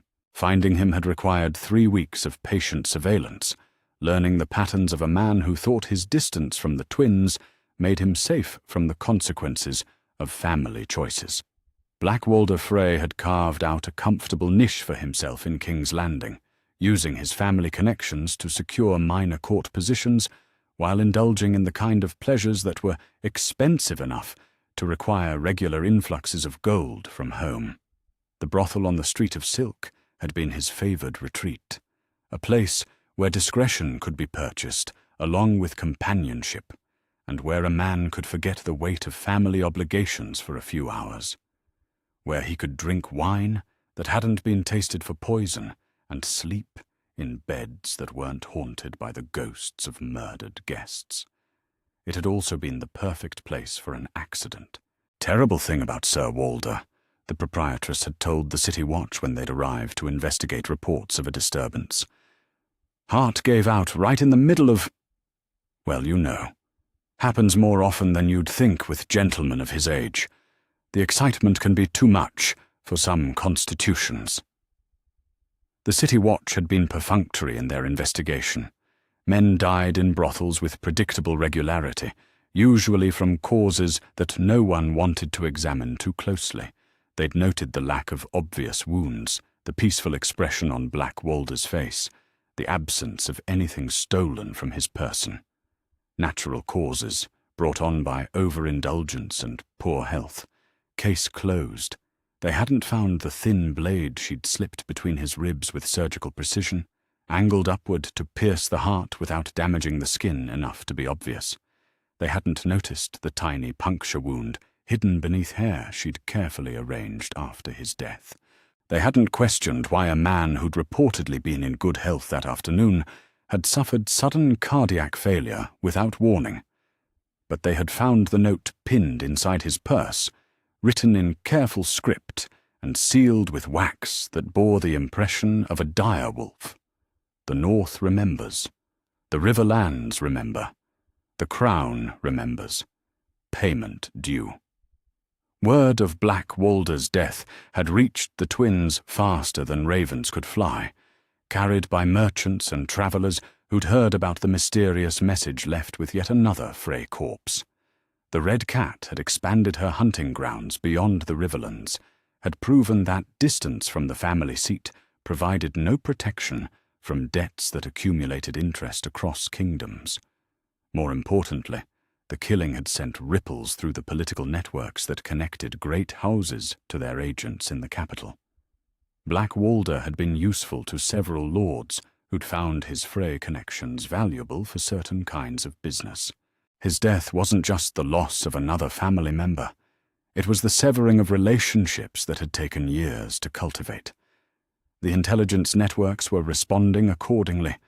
Catelyn had received approaches from sources she'd never expected. Servants in Lannister households who were tired of being treated as expendable, merchants who'd lost fortunes when the war disrupted their trade routes, minor nobles who'd backed the wrong side and found themselves looking for ways to improve their position in a changed world. Each contact had to be evaluated carefully, their motivations assessed, their reliability tested through small assignments before they could be trusted with larger secrets. The work was tedious and dangerous, requiring the kind of patience that political survivors learned through necessity rather than choice. But it was also building something larger than individual revenge, a network that could gather intelligence across the Seven Kingdoms, that could coordinate actions between regions, that could strike at enemies who thought themselves safe behind walls of gold and political connection. The Vale was proving particularly promising in that regard. Lords who'd remained neutral during the war were beginning to question whether their caution had served them well, particularly as they watched the Lannisters consolidate power through methods that suggested neutrality might not be a permanent protection. Certain minor houses were expressing interest in insurance policies that might prove valuable if political winds shifted again. The thing about debts, Olenna Tyrell had observed during their second meeting while examining roses that had been pruned back to encourage new growth, is that they tend to accumulate in ways people don't expect. A small injury to one part of a plant can weaken the whole structure, make it vulnerable to diseases that would never affect something healthy. She'd been talking about more than gardening, and they'd both known it. The Frey killings weren't just reducing enemy numbers. They were undermining confidence in the alliances that kept the current power structure stable. Each death created questions about security, about loyalty, about whether the people benefiting from current arrangements could protect their allies from consequences.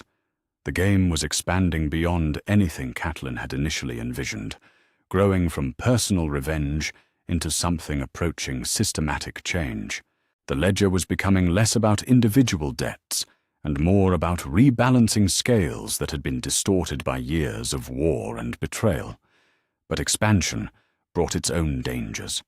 The more successful her campaign became, the more attention it would draw from people with the resources to mount serious opposition. The more allies she gathered, the more potential weak points existed in her network. The more ambitious her goals became, the more ways there were for them to fail catastrophically.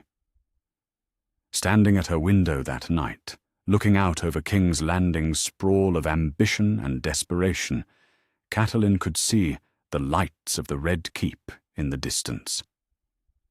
Somewhere in those towers, her daughter was learning to navigate a world where survival depended on appearing harmless while harboring thoughts that could get you killed. Somewhere beyond the city's walls, her bastard stepson was learning different lessons about duty and sacrifice at the edge of the known world.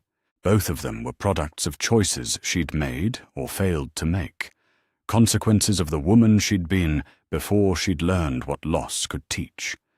Both of them were reminders that some debts couldn't be paid with blood, some accounts couldn't be balanced through careful application of justice. But other debts could be collected. Other accounts could be settled in full, and the ledger was far from complete. The sound of the Blackwater's current was different from the Trident's.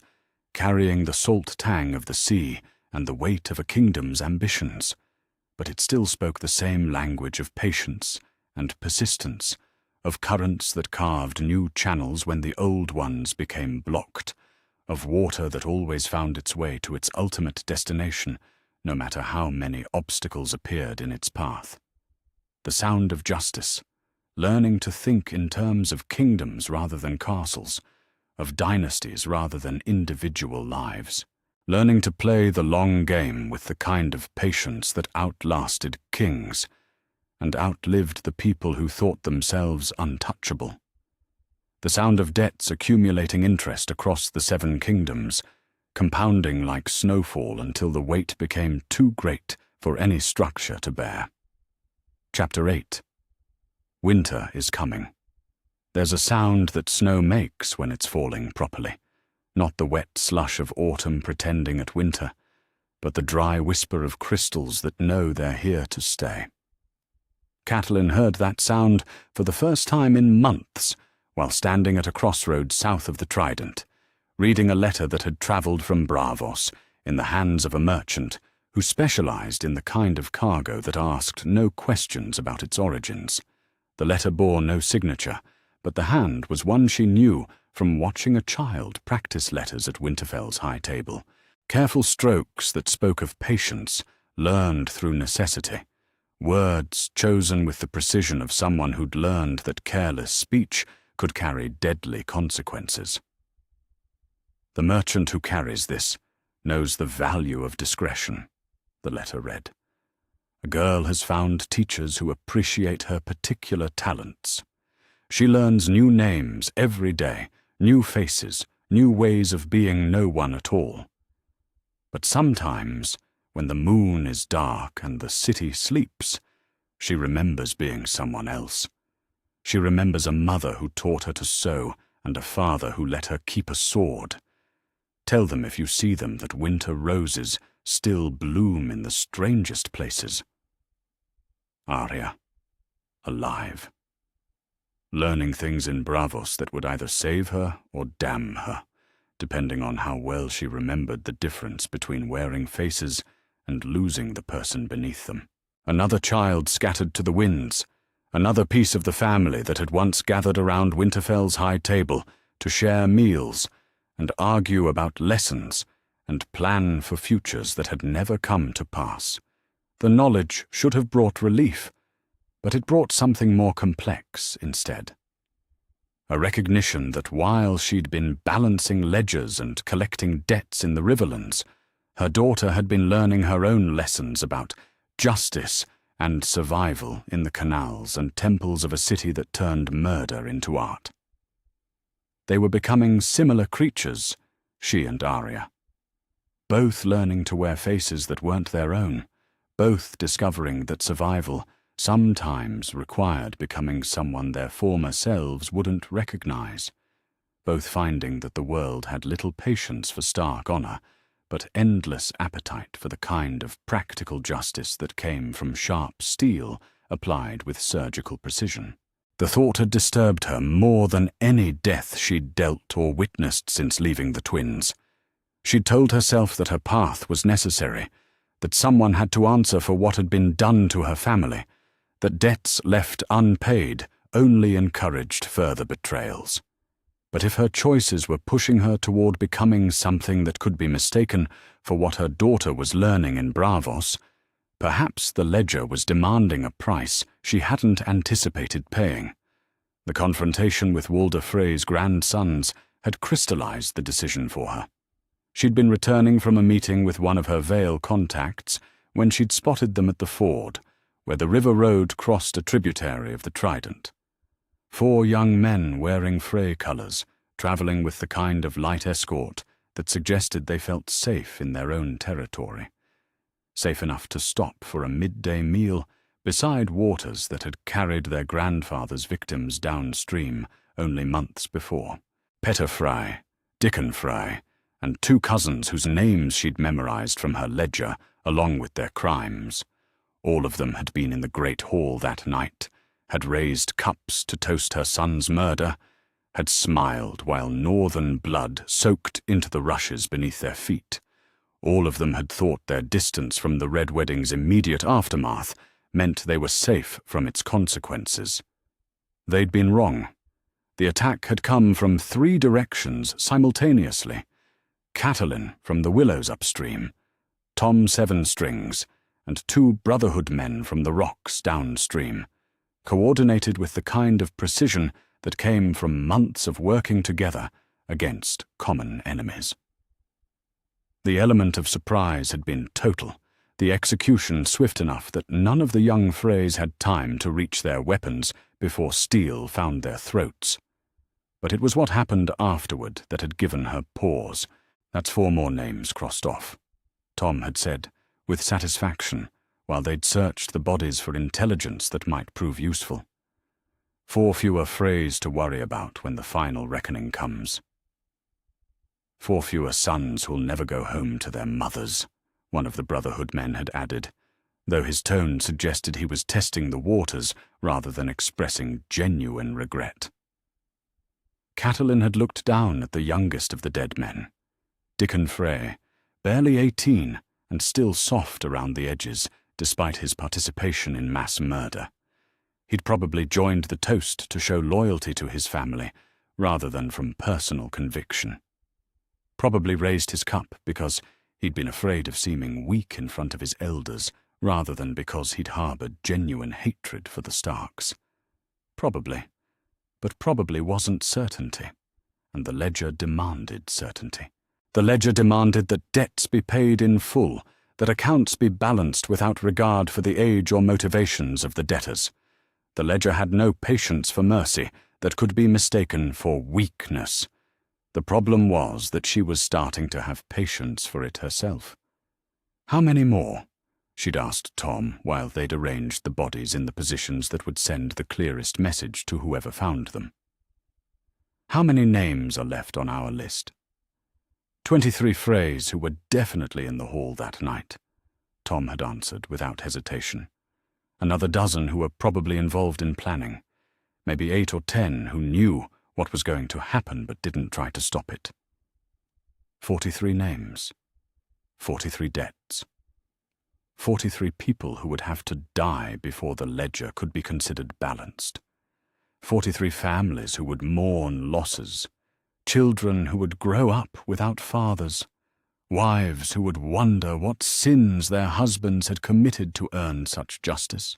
The mathematics of revenge, it turned out, were more complicated than she'd anticipated. The letter from Castle Black had arrived 2 days after the crossing, carried by a raven that bore the seal of the Night's Watch, and a message that added another layer of complexity to decisions that were already becoming too heavy to bear alone. The threats beyond the wall are larger than any of us imagined, Maester Aemon had written in the careful script of someone whose eyes were failing, but whose mind remained sharp. The dead walk in numbers that should not be possible. The cold brings armies that know no fear, no pain, no hesitation. The realm's attention is focused on the Game of Thrones, while forces gather that could make such games meaningless. We need every sword, every ally, every person who understands that some threats transcend political ambition.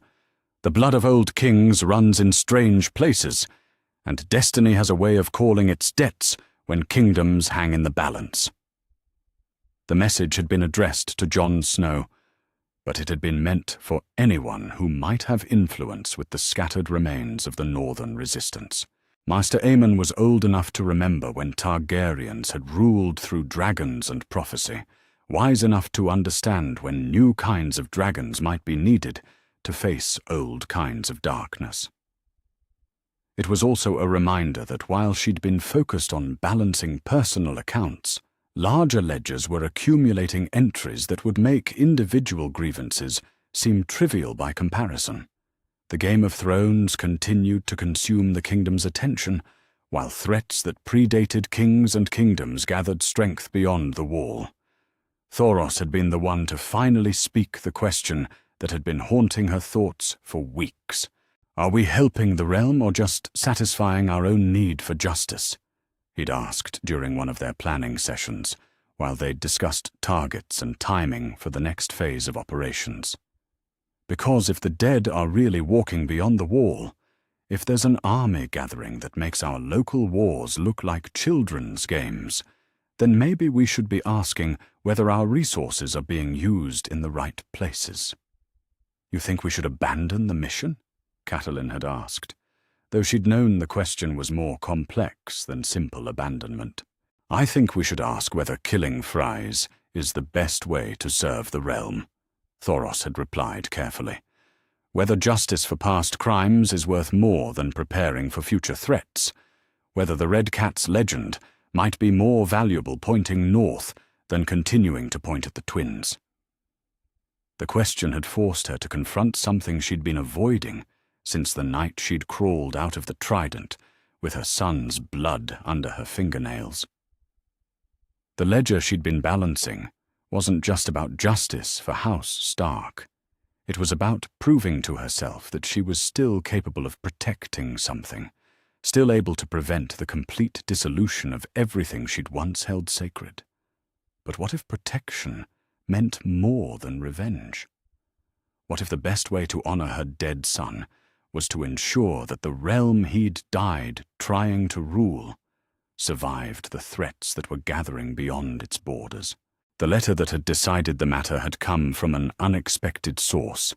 Howland Reed, writing from Greywater Watch, with news that made her pulse race with something that felt dangerously like hope. The young lords live, the letter had said, in the cramming script of someone writing by failing light. Hidden where enemies cannot reach them, protected by those who remember their oaths, even when their lords lie dead.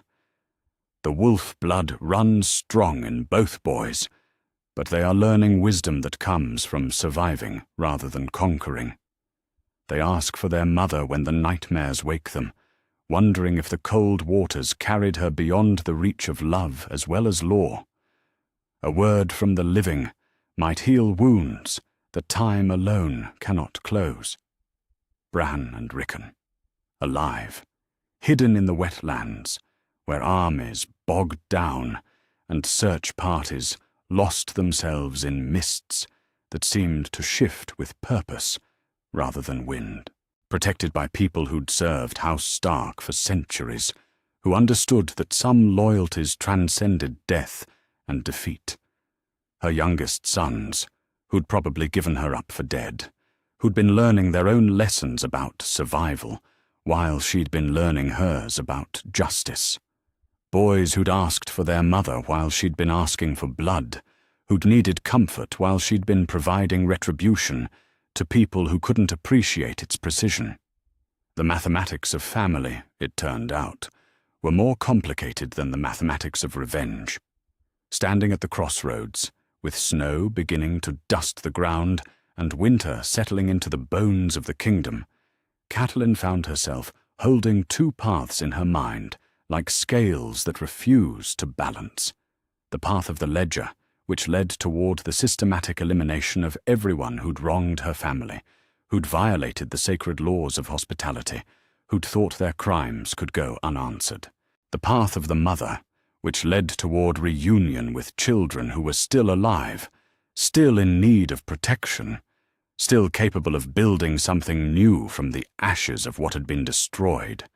Both paths carried their own kind of justice. Both demanded sacrifices that would change her into something her former self couldn't have imagined becoming. Both offered the possibility of meaning in a world that seemed determined to prove that honor was weakness and love was liability.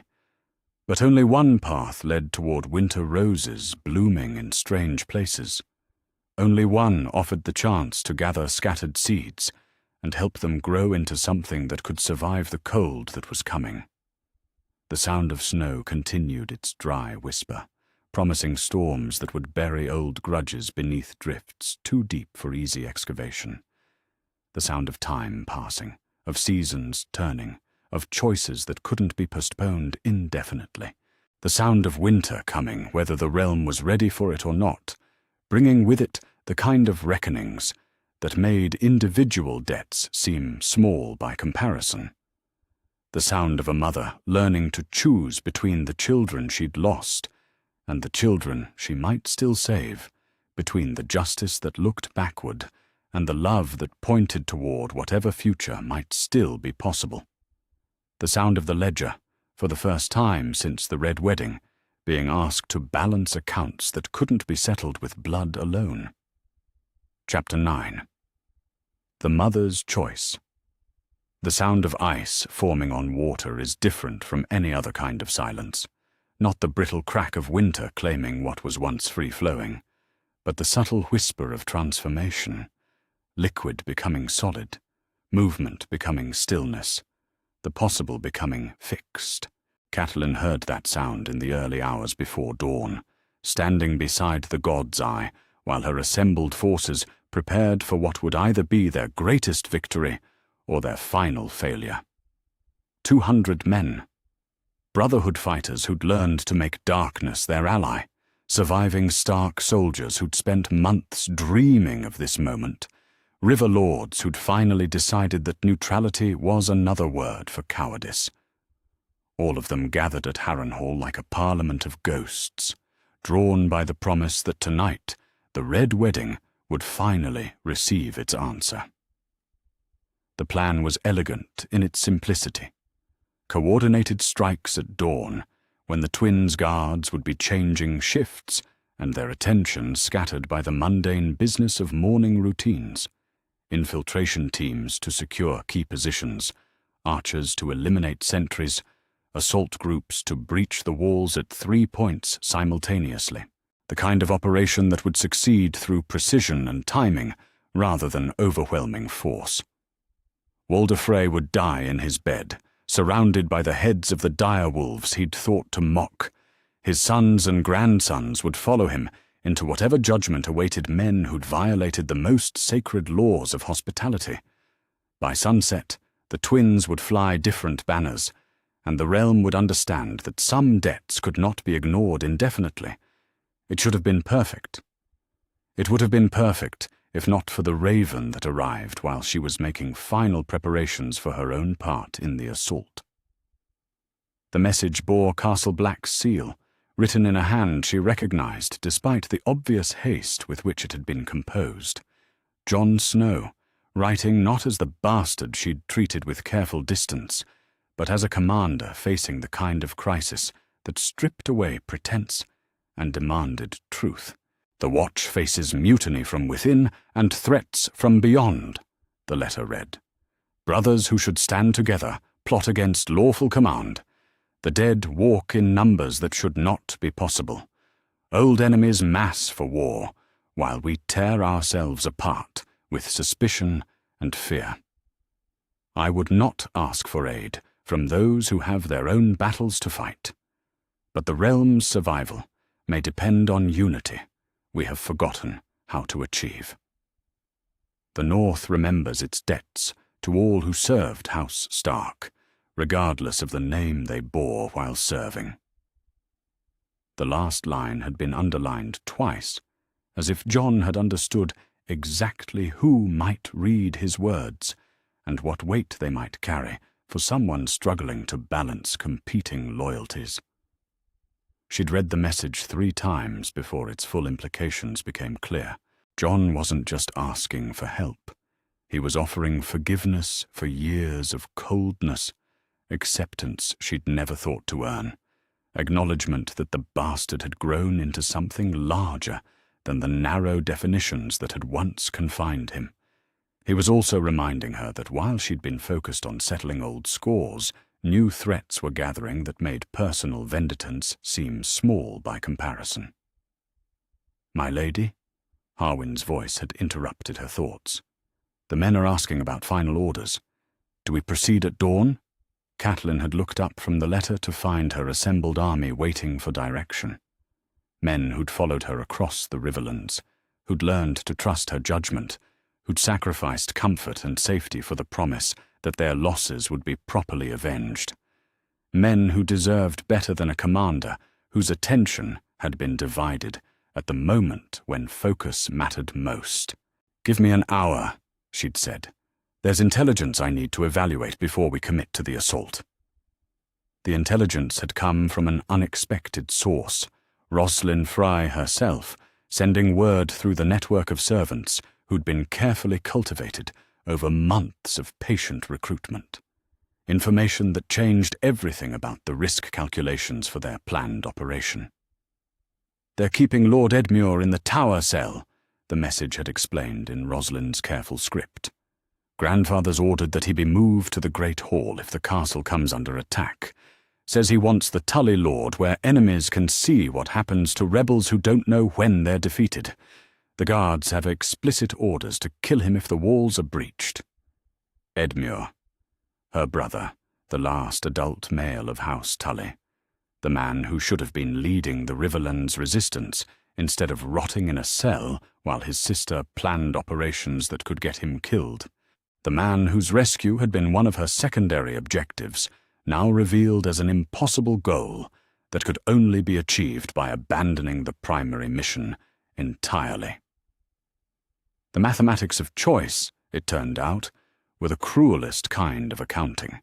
She'd found herself walking the shores of the God's Eye as sunrise approached, trying to sort through options that all seemed to lead toward failure of one kind or another. Attack the twins as planned, and watch Edmure die for the sake of revenge that would feel hollow without family left to protect. Abandon the assault, and watch Walder Frey continue to sleep peacefully while her son's murderers remained unpunished and her men's faith in her leadership crumbled, or find a third path that honored both kinds of debt without paying them in the currency her anger demanded. The solution, when it came to her, felt like something the old gods might have whispered if she'd still known how to listen for their voices. Not the total victory she'd been planning, but something more complex. Justice, measured out with the kind of precision that left room for mercy where mercy could be afforded. "Change of plans," she'd announced when she'd returned to the camp. "We're not attacking the twins." The silence that followed had been absolute, the kind of quiet that preceded either mutiny or the patient request for explanation from men who'd learned to trust their commander's judgment even when it seemed to contradict common sense. "We're negotiating," she'd continued before anyone could voice the questions she saw in their faces. "Walder Frey wants to live more than he wants to maintain his pride. His family wants to survive more than they want to honor their grandfather's legacy. And I want my brother alive more than I want to sleep in a bed that's been made from Frey corpses." The negotiations had taken most of the day, conducted through intermediaries who carried messages between the army gathered at Harrenhal and the increasingly nervous defenders of the twins. Offers and counter-offers that started with impossible demands and gradually moved toward terms that both sides could accept without losing everything they'd hoped to gain. Walder Frey would acknowledge his crimes publicly, admitting to violating guest right and ordering the murder of King Robb Stark under his own roof. He would pay substantial reparations to the families of men who died in the Red Wedding, gold that would help rebuild lives destroyed by his ambition. Most importantly, he would provide detailed intelligence about Lannister operations in the north, including everything he knew about the fake Arya wedding and Rose Bolton's plans for consolidating power. In exchange, he would keep his life. Most of his family would keep their lives, though a dozen of the worst offenders, the ones who'd actively participated in planning the massacre rather than simply following orders, would face individual justice determined by trial rather than assassination. Edmure would be released immediately, unharmed and free to resume his duties as Lord of Riverrun. The twins would pay a yearly tribute to maintain their crossing rights, acknowledging their status as vassals rather than independent powers, and most crucially for Catelyn's immediate concerns, Walder Frey would use his remaining intelligence network to help locate her missing children. "You're letting them off too easily," Thoros had warned when the preliminary terms had been outlined. The Red Cat's reputation was built on the promise that some debts can only be paid in blood. This looks like compromise, like weakness. This looks like a mother choosing her children over her anger, Catelyn had replied. The ledger demanded justice, not carnage. Justice includes mercy for those who can earn it. And those who can't earn it? Catelyn had looked toward the twins, visible in the distance across water that reflected the afternoon light like scattered gold coins. Those who can't earn mercy will discover that justice deferred is not justice denied. Some debts can be collected later, with interest. The formal ceremony had taken place at sunset, on the bridge between the twins' towers where neutral ground could be established under the eyes of gods and men. Walder Frey, looking older than his 90 years, reading a confession that named names and acknowledged crimes in language that left no room for future denials. His voice had been steady despite his age, carrying clearly across water that had heard too many confessions over the centuries. I, Walder of House Frey, Lord of the Crossing, do admit before gods and men that I did violate the sacred law of guest right. He'd read from parchment that bore his seal and signature. I did order the murder of Robb Stark, king in the north, while he was my guest and under my protection. I did plan and execute treachery against those who had eaten at my table and trusted in my honor. These acts were crimes against gods and men, and I accept responsibility for their consequences. The words had carried weight beyond their simple meaning, officially transforming the Red Wedding from political necessity into acknowledged crime, making it impossible for future historians to present Walder Frey's actions as anything other than betrayal of the most fundamental laws that held civilization together. Edmure's release had come immediately afterward, her brother emerging from the tower looking thin but unbroken, his eyes bright with the kind of anger that promised future reckonings for those who'd thought House Tully could be safely humiliated. He'd embraced her without words, understanding that explanations could wait until they were away from enemy ground. "Is it finished?" he'd asked quietly, while they'd watched the ceremony conclude.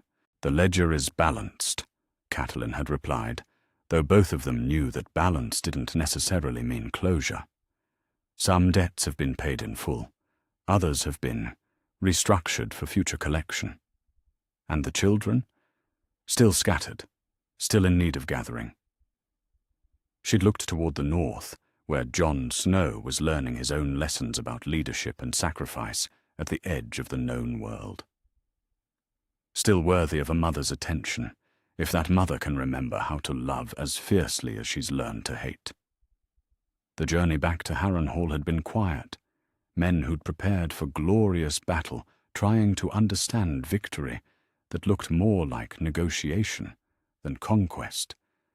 But there had been satisfaction, too, the deeper satisfaction that came from achieving objectives that mattered more than personal vindication.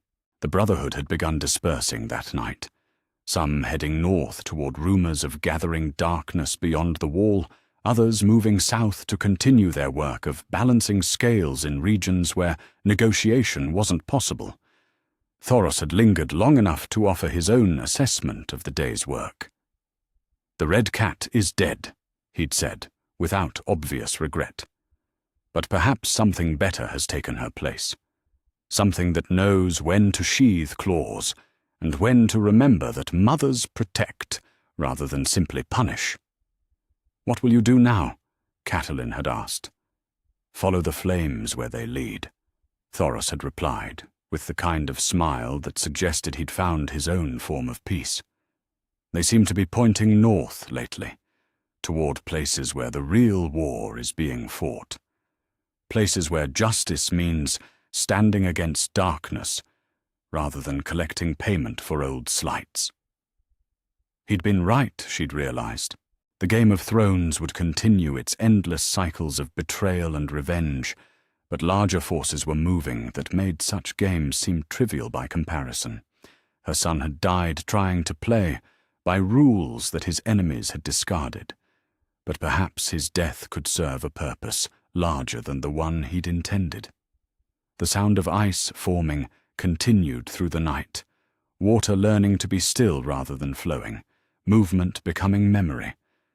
But beneath the surface, currents continued to move with the patient persistence that carved new channels when old ones froze, that found ways around obstacles that seemed immutable. The sound of justice, learning to be strategic rather than simply satisfying, learning to choose objectives that served larger purposes than personal vindication. The sound of a mother discovering that love could be as transformative as hatred, as powerful as revenge, as enduring as the rivers that carried both toward whatever destination the tide demanded. The sound of winter coming, bringing with it the kind of choices that would determine whether the realm survived to see another spring, whether the Game of Thrones would matter when the real war began, whether the scattered children of House Stark would find their way home before the cold claimed everything their father had tried to protect. The sound of the ledger, finally balanced but not closed, ready to begin recording different kinds of debts in the name of different kinds of justice. Chapter 10. Fire and Blood. The sound of confession is different from the sound of conviction. One carries the weight of words, spoken to avoid consequence. The other carries the weight of actions that accept it. Catelyn learned the difference in the space between Walder Freys' public admission of guilt and the moment young Oliver drew steel against his own blood 3 hours later, when words proved insufficient to contain the rage that had been building in the twin stones for nearly a century. The ceremony on the bridge had been meant to end everything. Walder Frey's acknowledgement of his crimes, the negotiated settlement that would spare unnecessary bloodshed while ensuring justice was served. But confessions, Catelyn discovered, were easier to extract than the true accountability they were supposed to represent. "You think reading words from parchment absolves you?" Oliver had demanded of his grandfather while the ink was still wet on the formal admission. "You think saying you violated guest right somehow makes the violation acceptable to the gods you've spent 90 years ignoring?" The old man had looked at his grandson with the kind of contempt that suggested he'd forgotten the difference between fear and respect decades ago. "I think staying alive is more important than satisfying the moral sensibilities of children who've never faced real choices. The words have been spoken. The debt is paid." "The debt is not paid," Oliver had replied, and there had been something in his voice that reminded Catelyn of winter wind cutting through stone. "The debt will never be paid as long as you draw breath in halls where better men died for trusting in your honor." The confrontation had escalated faster than anyone could have anticipated. Walder Frey, dismissing his grandson's objections with the casual cruelty he'd perfected over 9 decades of outliving his enemies. Oliver responding with the kind of moral clarity that came from watching your family's honor bleed out on rushes that still carried the stain of murdered guests. Other Freys choosing sides in an argument that had been building since the first toast was raised to celebrate Robb Stark's death. The battle had begun inside the twins themselves, family members drawing steel against each other, while Catelyn's forces waited outside walls that had suddenly become permeable to something more dangerous than conventional assault. Brother against brother, cousin against cousin, the kind of civil war that turned castles into charnel houses regardless of who held the gates. "So much for negotiation," Thoros had observed with grim satisfaction as they'd watched smoke begin to rise from the eastern tower.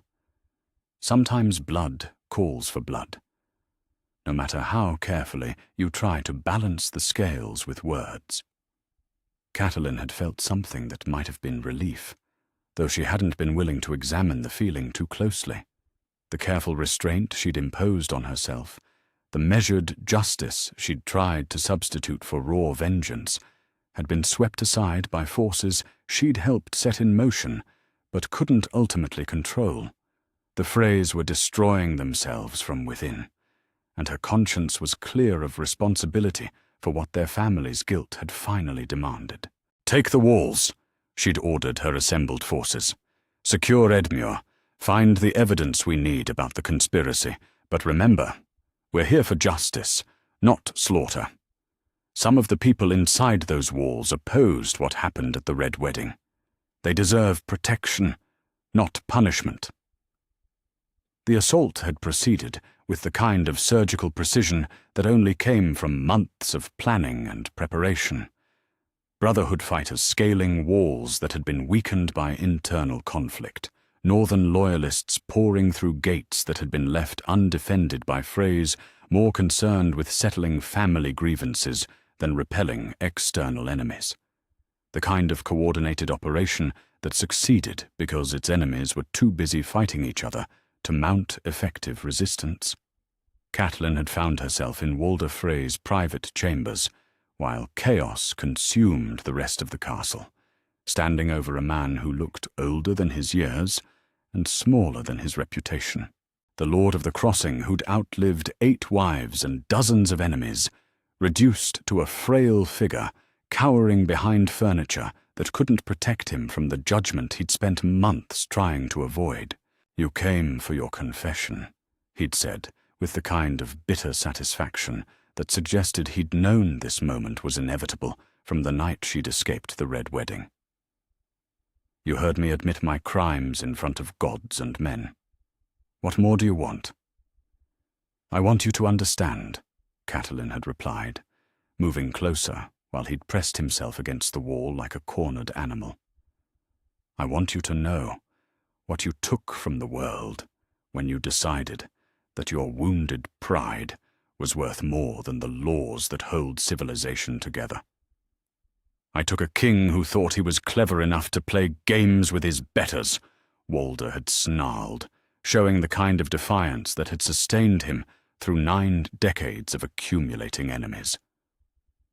"I taught the North that oaths matter, that promises have consequences, that lords who think they can break their word without paying for it are mistaken. You taught the realm that guessed right means nothing," Catelyn had corrected, studying his face with the clinical attention of someone cataloguing symptoms of a disease. "You taught the world that honor is weakness, that trust is liability, that the laws protecting civilized behavior can be discarded whenever they become inconvenient."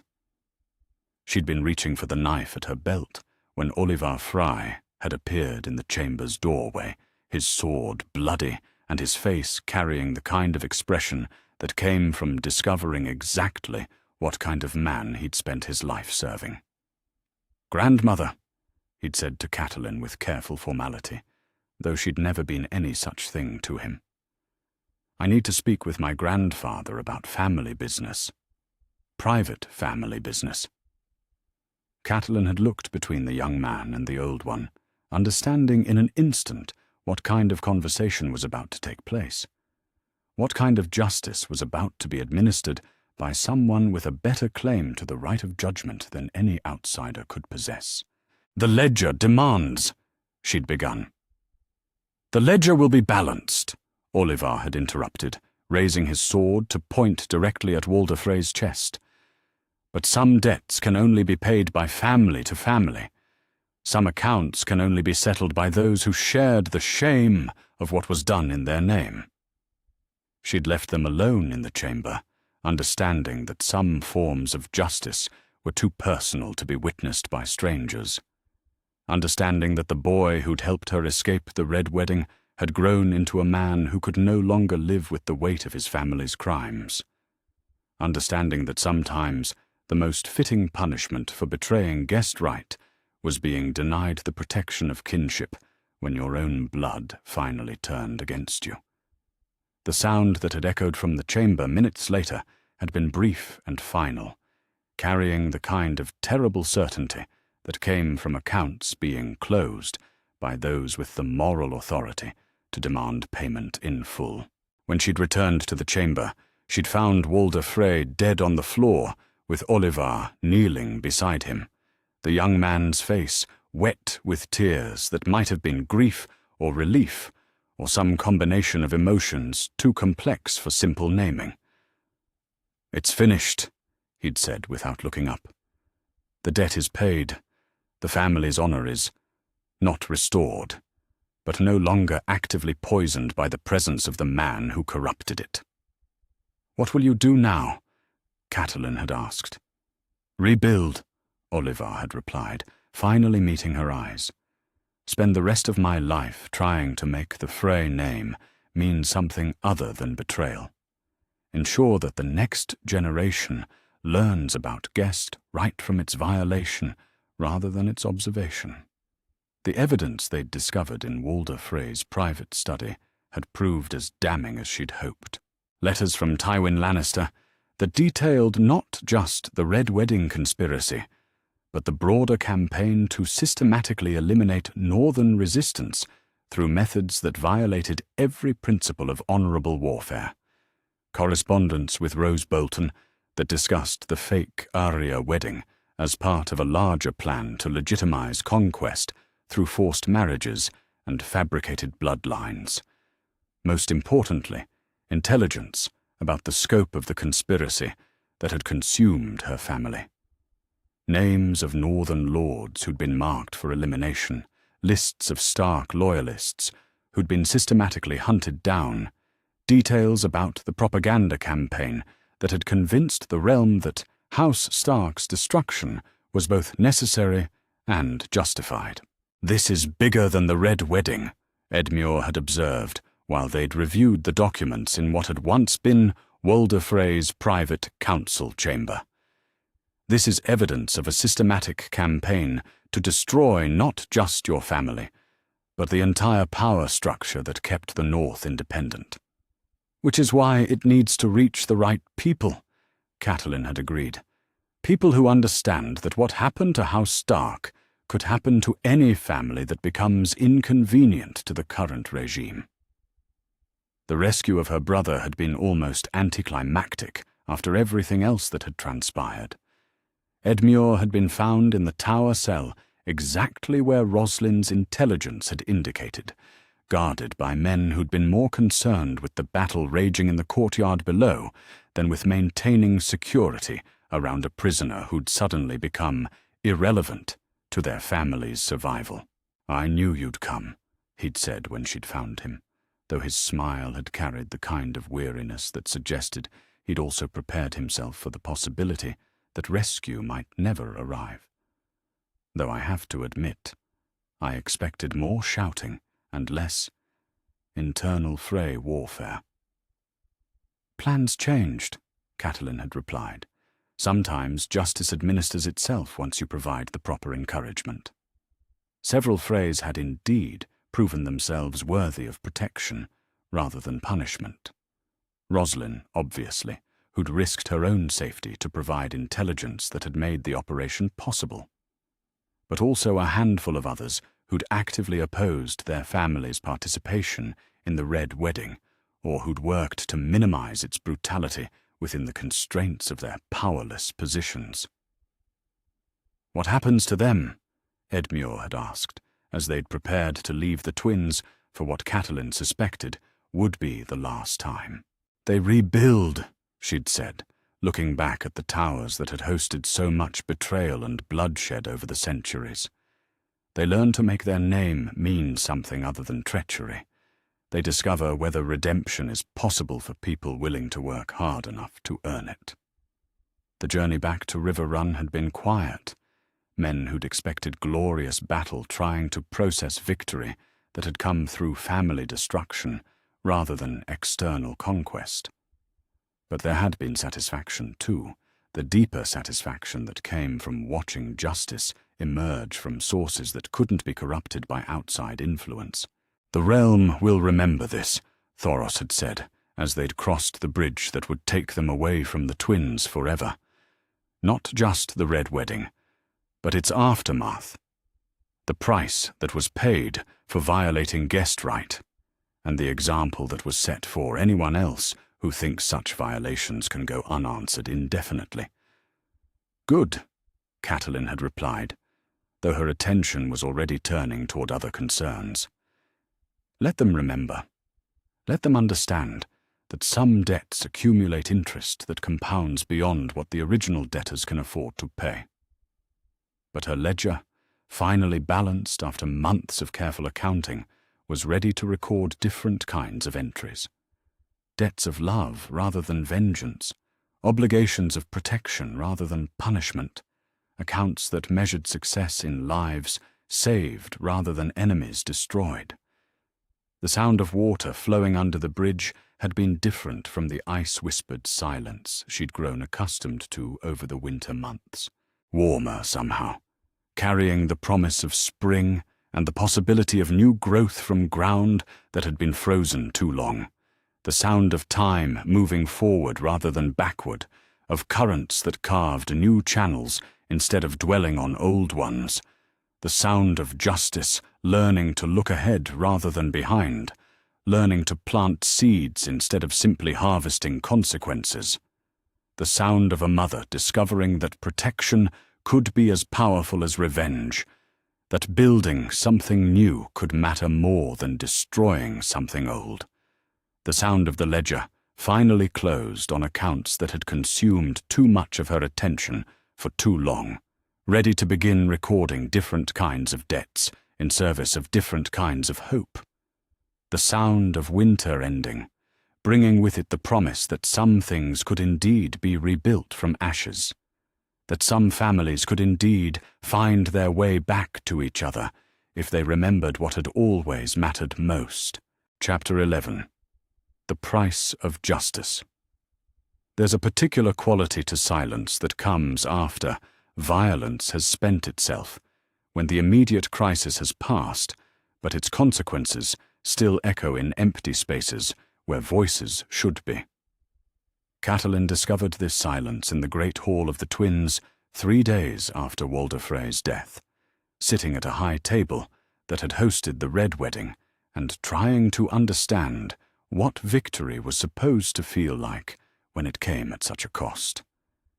47 Freys had died in the fighting that followed Olivar's confrontation with his grandfather. Not all of them guilty of war crimes, not all of them deserving of death, but all of them caught in the tide of family violence that had been building since the night they'd violated guest right in these very halls. Brothers who'd taken different sides in an argument about honor, cousins who'd found themselves on opposite ends of swords, children who'd paid for their elders' choices with blood they'd been too young to understand they owed. The mathematics of justice, Catelyn had learned, were more complicated than any ledger could properly record. "We can't rule the crossing through fear alone," Edmure had observed, while they'd reviewed the lists of dead and living, trying to sort through the wreckage of a family that had torn itself apart from within. The surviving Freys need to understand that there's a path forward that doesn't require them to spend the rest of their lives apologizing for their grandfather's crimes. "Some of them will never forgive us for what happened here," Catelyn had replied, studying the names of the dead and wondering how many of them could have been saved if she'd chosen different approaches months ago. "Some of them will spend the rest of their lives planning revenge for the revenge we brought to their doors. And others will be grateful that someone finally ended the old man's reign of spite and paranoia," Edmure had countered. Olivar isn't the only Frey who'd grown tired of living under the shadow of what happened at the Red Wedding. Half the family has been waiting for someone to give them permission to feel shame about their grandfather's choices. The conversations with the surviving family members had proved him partially right. Roslyn Frey, now the de facto leader of those who'd opposed the Red Wedding, had spoken for a dozen cousins and siblings who wanted nothing more than the chance to rebuild their house's reputation through service rather than treachery. "We know what our name means now," she'd said during one of their formal meetings in the chamber where Walder Frey had once held court. We know that people will spit when they hear it, that merchants will charge us extra for goods, that potential marriage alliances will require years of negotiation to overcome the stigma of our blood. But we also know that reputations can be rebuilt if people are willing to work hard enough to earn redemption. "What are you proposing?" Catelyn had asked. "Service," Roslin had replied immediately. "Real service, not just the lip service grandfather paid to lords who were strong enough to demand it. Military service to help defend the realm against whatever threats emerge from the north. Economic service to help rebuild trade relationships that were damaged by years of war. Political service to help restore the kind of stability that makes commerce and agriculture possible." The proposal had been more thoughtful than Catelyn had expected, from a family that had spent decades focused on accumulating grievances rather than addressing them. More hopeful, too, suggesting that some people could indeed learn from their house's mistakes, rather than simply repeating them in new forms. But hope, she'd discovered, was a luxury that had to be balanced against more immediate necessities. The letter from Jon Snow had arrived while she'd been meeting with the Frey survivors, carried by a raven that looked half dead from the journey south, and bore a message that managed to be both formal and desperate in equal measures. "The situation at Castle Black has deteriorated beyond what normal command structures can address," Jon had written in the careful script she remembered from watching him practice letters as a boy.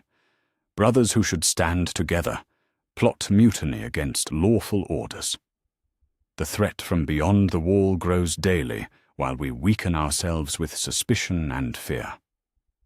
I would not ask for aid from those who have their own battles to fight, but recent events suggest that the realm's survival may depend on unity we've forgotten how to achieve. Any support you could provide would be received with the gratitude of someone who remembers debts owed to House Stark, regardless of the names we bore while serving." The letter had been followed by a second message, this one from Maester Aemon, written in the shaking hand of someone whose eyes were failing, but whose mind remained sharp enough to understand the broader implications of what was happening beyond the wall. "The dead walk in numbers that should not be possible," the old man had written. "Ancient enemies stir in the lands beyond human memory, bringing with them the kind of winter that makes our political winters seem like gentle autumn rains. The realm's attention remains focused on the Game of Thrones, while forces gather that could render such games permanently meaningless. We need every sword, every ally, every person who understands that some threats transcend the ambitions of individual houses. The blood of kings flows in unexpected places, and prophecy has a way of demanding payment when least expected."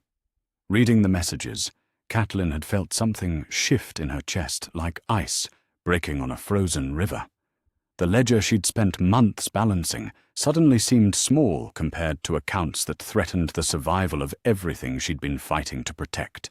The Game of Thrones that had consumed her son and her family was about to become irrelevant in the face of threats that predated kings and kingdoms. "You're thinking of going north," Edmure had observed, reading her expression with the kind of accuracy that came from a lifetime of shared experiences. "Thinking of leaving the Riverlands to help the bastard you spent 20 years refusing to acknowledge." "I'm thinking about what Robb would have done," Catelyn had replied, though she'd known that wasn't entirely true. Robb would have sent troops and supplies while remaining in the south to consolidate his political position. Robb would have balanced competing priorities with the kind of strategic thinking that had made him a successful military commander. Robb would never have abandoned his responsibilities to chase personal relationships beyond the wall.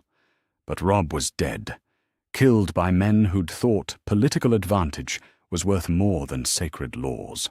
And the woman who'd spent months avenging his death had learned things about survival and sacrifice that the king in the north had never been forced to understand. What about the twins? Edmure had asked. What about the Riverlands? What about the responsibilities you've taken on by involving yourself in this family's destruction and rebuilding? The responsibilities pass to you, Catelyn had said, meeting her brother's eyes with the kind of direct honesty that family relationships sometimes demanded. You're Lord of Riverrun, heir to everything Father built, the rightful leader of the River Lords. The twins need oversight from someone they can't intimidate or manipulate, someone who understands the difference between justice and revenge. You can provide that oversight better than I can. And if you don't come back from the north? The question had hung between them like morning mist over still water, carrying implications neither of them wanted to examine too closely. Catelyn had learned enough about the threats beyond the wall to understand that journeys in that direction weren't undertaken with expectations of safe return. She'd also learned enough about herself to understand that some debts could only be paid in person. Some relationships could only be rebuilt through direct engagement. If I don't come back, she'd said finally, then at least I'll have died trying to protect something larger than my own grievances. At least the last entry in my ledger will be an attempt to build rather than an attempt to destroy. The reunion with the surviving Northern Lords had taken place in what had once been Walder Freys' private council chamber, now converted into a meeting space where men could speak freely without worrying about hidden listeners or political calculations. Lady Maege Mormont had arrived from the Neck with a dozen other survivors, men who'd escaped the various betrayals and massacres that had consumed the Northern Resistance. The wolf still has teeth, Maege had said with satisfaction after hearing about the twins' liberation. The question is whether those teeth should be pointed south toward King's Landing or north toward whatever's gathering beyond the wall. The choice isn't between south and north, Catelyn had replied. The choice is between fighting wars we can understand and fighting wars we can't afford to lose. The Game of Thrones will continue whether we participate or not. The threat beyond the wall might not give us that luxury. The Northern Lords had pledged their support without hesitation, understanding that House Stark's restoration depended on more than reclaiming castles or settling old scores. It depended on proving that the values their house represented, honor, loyalty, protection of the innocent, remained relevant in a world that seemed determined to reward their opposites. What about the other children? Maege had asked. The reports suggest that some of them may still be alive, scattered to places where enemies can't easily reach them. Arya is learning her own lessons about justice in Braavos, Catelyn had said, thinking of the letter that had revealed her daughter's survival in the hands of people who turned murder into art. Sansa is navigating the capital's dangers with skills I never taught her, but apparently needed to develop. Bran and Rickon are hidden where the old ways still hold power, protected by people who remember their oaths even when their lords lie dead. And Jon Snow? Jon Snow is learning what it means to lead when leadership requires choices that honor can't easily navigate, Catelyn had replied. He's learning what it means to stand between civilization and the dark, to make decisions that protect the realm even when the realm doesn't understand the protection it needs. The final confrontation with her own actions had come that night, alone in her chambers while preparing for the journey north. Looking back over the months since she'd crawled out of the Trident with her son's blood under her fingernails, trying to count the cost of the path she'd chosen and the alternatives she'd rejected. 23 Freys dead by her direct action or orders. Dozens more who'd died in the fighting that had followed her campaign of psychological warfare. Families destroyed, children orphaned. A house that had stood for 6 centuries nearly brought to extinction by the consequences of choices made by one old man's wounded pride. But also Justice served for crimes that might otherwise have gone unanswered. A message sent to future would-be violators of guest right that such violations carried consequences beyond political calculation. Evidence gathered that revealed the scope of conspiracies against her family and the North. A house restructured under leadership that understood the difference between strength and brutality. The ledger was complicated, its entries written in currencies that couldn't be easily translated between justice and mercy, between protection and revenge, between the needs of the dead and the needs of the living. But it was balanced, finally, in ways that allowed her to close it without shame. "Mother," she whispered to the empty room, thinking of the woman who'd raised her to understand the responsibilities that came with power and privilege. "I hope you would understand the choices I've made. I hope you would approve of the woman I've become, even if she's not the woman you raised me to be." The morning of departure had brought clear skies, and the kind of wind that suggested winter was loosening its grip on the riverlands, that spring might indeed return, despite everything that had happened to delay its arrival.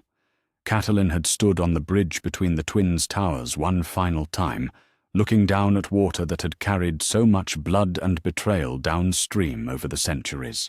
"It's finished," Edmure had said, joining her at the stone railing. "The Red Wedding has been answered. The Freys have been brought to account. The ledger has been balanced. You could stay, help rebuild what we've broken, ensure that the peace we've negotiated actually holds." "Peace doesn't require my presence," Catelyn had replied, watching the Trident's current carry autumn leaves toward destinations they hadn't chosen. "But family might, and the realm definitely does." The sound of water flowing beneath the bridge had been different that morning, carrying less of the weight she'd grown accustomed to over the months of her campaign. Cleaner somehow, as if the river had finally washed away the worst of what had been thrown into its current. As if justice, however complicated its mathematics, had indeed cleaned away debts that had accumulated too much interest for too long. The sound of currents moving toward the sea, carrying news of changes that would ripple through the Seven Kingdoms in ways that were impossible to predict but necessary to attempt. The sound of winter ending, bringing with it the promise of new growth from ground that had been frozen in old patterns for too long. The sound of a mother learning to count debts in different currencies, learning to balance ledgers that measured success in lives saved rather than enemies destroyed, learning to write final entries that pointed toward reunion rather than revenge. The sound of the last page turning, ready to begin a new chapter in a story that might yet have room for hope. Chapter 12. The North remembers. There's a quality to silence that belongs only to the North, not the mere absence of sound, but something deeper and more purposeful. The silence of snow that has fallen so thick it muffles the world's sharp edges, of cold that has settled so completely into the bones of the land that even the wind moves carefully around it. Catelyn heard this silence for the first time in years as she travelled the King's Road toward Castle Black, and it sounded like coming home to a place she'd never allowed herself to fully inhabit. The journey had shown her a kingdom she barely recognized, villages emptied by war, their houses standing like broken teeth against the winter sky. Fields left fallow because there weren't enough hands to work them, or because the men who might have worked them lay buried in southern battlefields under banners that had promised them honor and delivered only death. Roads that had once carried merchants and messengers now hosted mainly refugees, families moving north or south, depending on which direction their fears pointed them. "The small folk always pay the price," Mage Mormont had observed during one of their stops in what had once been a prosperous farming village, and was now little more than a collection of empty buildings slowly surrendering to the snow. Lords play their games of thrones, and common people starve when the pieces fall in the wrong places. The game is ending, Catelyn had replied, though she'd known that ending might be too gentle a word for what was coming. The pieces are being swept off the board by forces that care nothing for who was winning or losing when the real war began. The closer they'd travelled to the wall, the more obvious it had become that her ledger of personal grievances had been a luxury the realm could no longer afford. Stories from refugees spoke of things moving in the woods that shouldn't move, of cold that killed in ways that natural cold never had, of the dead refusing to stay properly dead, stories that would have been dismissed as madness or superstition in more comfortable times, but which carried the weight of truth when spoken by people who had nothing left to lose by lying. Castle Black had appeared through the snow like something carved from winter itself, black stone rising against white sky, with the kind of permanence that suggested it had been built to outlast kingdoms and dynasties. But even from a distance, Catelyn could see the signs of strain. Too few guards on the walls, smoke rising from too few chimneys, the general air of a fortress that was being asked to do more than its resources could support. "The Night's Watch has seen better days," one of her northern companions had said, with the kind of understatement that Northmen used when situations had moved beyond the reach of more descriptive language. "Everything has seen better days," Catelyn had replied. "The question is whether we can make the days ahead better than the days behind." The gates had opened for them without fanfare, guards who looked too young for their black cloaks, checking their credentials with the weary efficiency of men who'd learned to expect trouble from every direction. The courtyard beyond had bustled with activity that felt somehow desperate. Men moving with the urgency of people who understood that time was running out for preparation, whatever they were preparing for. "Lady Stark," the steward who greeted them had said with careful formality, "Lord Commander Snow is expecting you. He's very grateful you came." The reunion had taken place in what had once been the Lord Commander's private chambers, a sparse room that reflected the practical necessities of life at the edge of the known world. Jon had been standing beside the window when she'd entered, his back to the door, his attention focused on something beyond the glass that she couldn't immediately identify. He'd grown since she'd last seen him, though perhaps grown wasn't the right word for the change she observed. Aged might have been more accurate, or perhaps weathered. The boy who'd sat at the edge of Winterfell's high table had become a man who carried the weight of decisions that no one should have to make, who'd learned to command in situations where command meant accepting responsibility for consequences he couldn't fully control. "Mother," he'd said when he'd turned to face her, and there had been something in his voice that suggested he'd been practicing the word, testing how it felt in his mouth after years of careful distance. "Jon," she'd replied, and found herself struggling with words that should have been simple. "My son." The conversation that followed had been unlike any they'd ever shared, weighted with 20 years of careful politeness that had finally given way to something approaching honesty. She'd apologized for the coldness she'd shown him, the distance she'd maintained, the way she'd made him feel like an unwelcome reminder of his father's single moment of infidelity. He'd forgiven her with the kind of grace that suggested he'd already worked through his resentment during the lonely months at Castle Black. "I understand why you kept me at arm's length," he'd said, with the measured tone of someone who'd had considerable time to think about family dynamics. "You were protecting your children from competition, protecting your husband from questions about loyalty, protecting yourself from having to share love you thought was limited. I never blamed you for that." "You should have," Catelyn had said.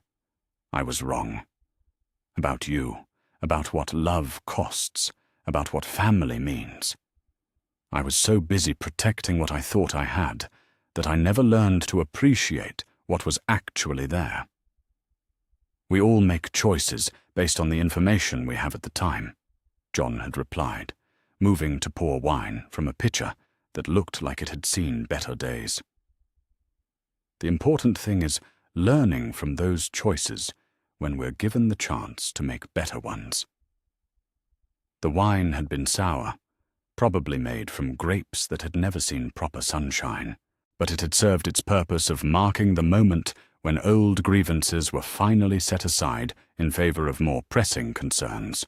John had spent the next hour explaining the threats that had brought her north, the situation beyond the wall that made southern politics seem like children's games.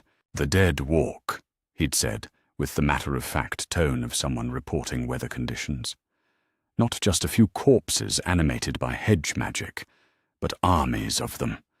Thousands, maybe tens of thousands, led by creatures that shouldn't exist and commanded by intelligence that makes them more dangerous than any enemy we've ever faced. And the Night's Watch is undermanned, undersupplied, and under siege from within as much as from without, John had admitted. Half the brothers think I'm too young for command.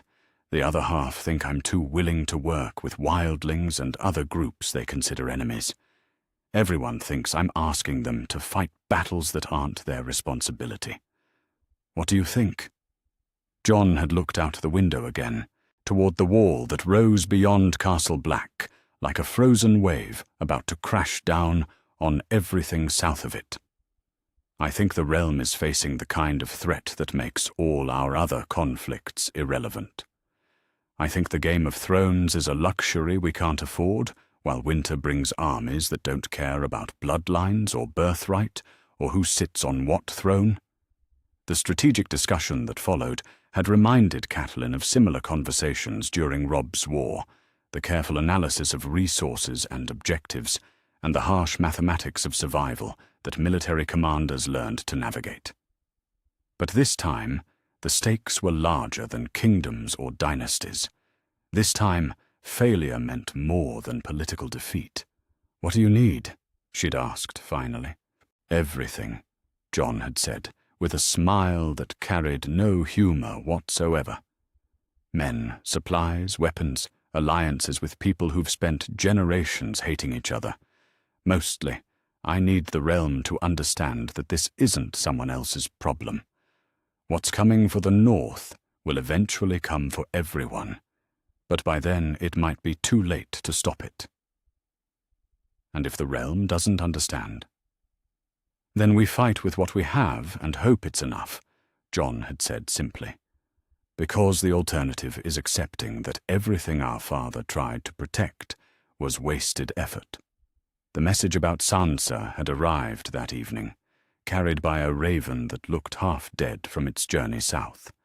The letter had been brief, written in a hand that Catelyn remembered from helping a young girl practice her letters, but the words had carried more weight than their simple phrasing suggested. "I have learned to play the games that were forced upon me," the letter had read. "The lessons were harsh, but they taught me things about survival that Septa Mordain never covered in her instructions about needlework and courtesy. I am traveling north with companions who remember their oaths to House Stark, seeking family that may still exist somewhere beyond the reach of southern politics. If the reports are true, if Mother lives, tell her that her daughter remembers who she is underneath all the faces she was forced to wear. Sansa, alive and traveling north. Another piece of the family that had been scattered by war and betrayal, finding her way back toward something that might eventually resemble home. Another reason to hope that the work of rebuilding could matter more than the work of revenge. The Stark pack is gathering, Mage had observed when Catelyn had shared the news. Winter may have scattered the wolves, but spring has a way of bringing families back together. "If we live long enough to see spring," Catelyn had said. "We will," Mage had replied, with the kind of certainty that came from surviving too much to give up easily. "Because the alternative is unacceptable, and Starks have never been good at accepting unacceptable alternatives. The evening had brought her to the top of the wall itself, standing on ice that was older than memory, while the wind carried sounds from the haunted forest beyond. 700 feet below, Castle Black looked like a child's toy, its black stones dwarfed by the immensity of the barrier that separated civilization from whatever lay beyond it. "It's larger than I expected," she'd said to John, who'd joined her on the wall walk despite the bitter cold that turned breath to frost and made speaking an effort. "Everything about this is larger than anyone expected," he'd replied. "The threats, the stakes, the changes required to meet them. We're all improvising now, trying to adapt to situations our training never prepared us for." Standing there, looking north toward lands that had never bowed to southern kings, Catelyn had felt something she hadn't experienced since the night she'd crawled out of the Trident with her son's blood under her fingernails. Purpose that went beyond settling old scores, responsibility that extended beyond the borders of personal grievance, the possibility that her life might serve something larger than the pain that had defined it for so long. The ledger she'd spent months balancing suddenly seemed like preparation for this moment, like practice in the kind of careful accounting that would be required to manage resources in the war ahead. The networks she'd built throughout the Riverlands, the alliances she'd forged through necessity, the leadership skills she'd developed through months of careful planning, all of it could be turned toward protecting the realm instead of destroying her enemies. "What comes next?" she'd asked. "We prepare," John had said simply. "We gather allies, stockpile supplies, train men who've never faced enemies like the ones coming for us. We learn to work with people we've been taught to hate, because survival requires cooperation that transcends old grudges. We do whatever we can to be ready for the war that's coming, and we pray to whatever gods still listen that it's enough. And after the war? After the war, if there is an after, we rebuild," John had said. "We take the lessons we've learned about survival and cooperation and use them to build something better than what came before. We make sure that the people who died protecting the realm didn't die for nothing." The sound of wind moving through ice was different from any sound she'd heard in the south, carrying promises and warnings in equal measure. It spoke of changes coming that would make the Game of Thrones seem trivial by comparison, of challenges that would require everything the realm could muster simply to survive. But it also spoke of possibilities, of chances to build something stronger from the ashes of what had been destroyed. Standing on the wall, looking north toward the unknown, Catelyn felt the last pages of her old ledger closing forever. The accounts had been balanced, the debts settled, the work of revenge completed in ways that left room for justice and mercy. What came next would require different kinds of arithmetic, different ways of measuring success and failure. The Red Cat was dead, had died somewhere on the road between the Twins and Castle Black. What remained was something harder to name, but easier to live with. A mother who'd learned that love could be as fierce as hatred, a leader who'd discovered that protection mattered more than punishment, a woman who'd found purpose in building rather than destroying. The North remembered, as it always had. But now it remembered not just old grievances and ancient loyalties, but new possibilities for the kind of unity that could face whatever darkness was gathering beyond the wall. The Game of Thrones would continue in the south, but here in the north, a different kind of game was beginning, one where the stakes were survival itself, and where the only victory that mattered was making sure there would still be a realm for future generations to inherit. Winter was here, but so was family, and so was hope, and so was the kind of stubborn determination that had always been the North's greatest strength. Whatever came next, they would face it together, as wolves were meant to do, as Starks had always done when the truly important battles needed to be fought. The sound of ice and wind and the promise of spring still hidden beneath winter's grip. The sound of new chapters beginning, written in different ink, but carrying forward the same love that had always been worth protecting, worth fighting for, worth whatever price the gods demanded in exchange for keeping it alive. The sound of the North, remembering who it was and who it chose to be when the world needed it most.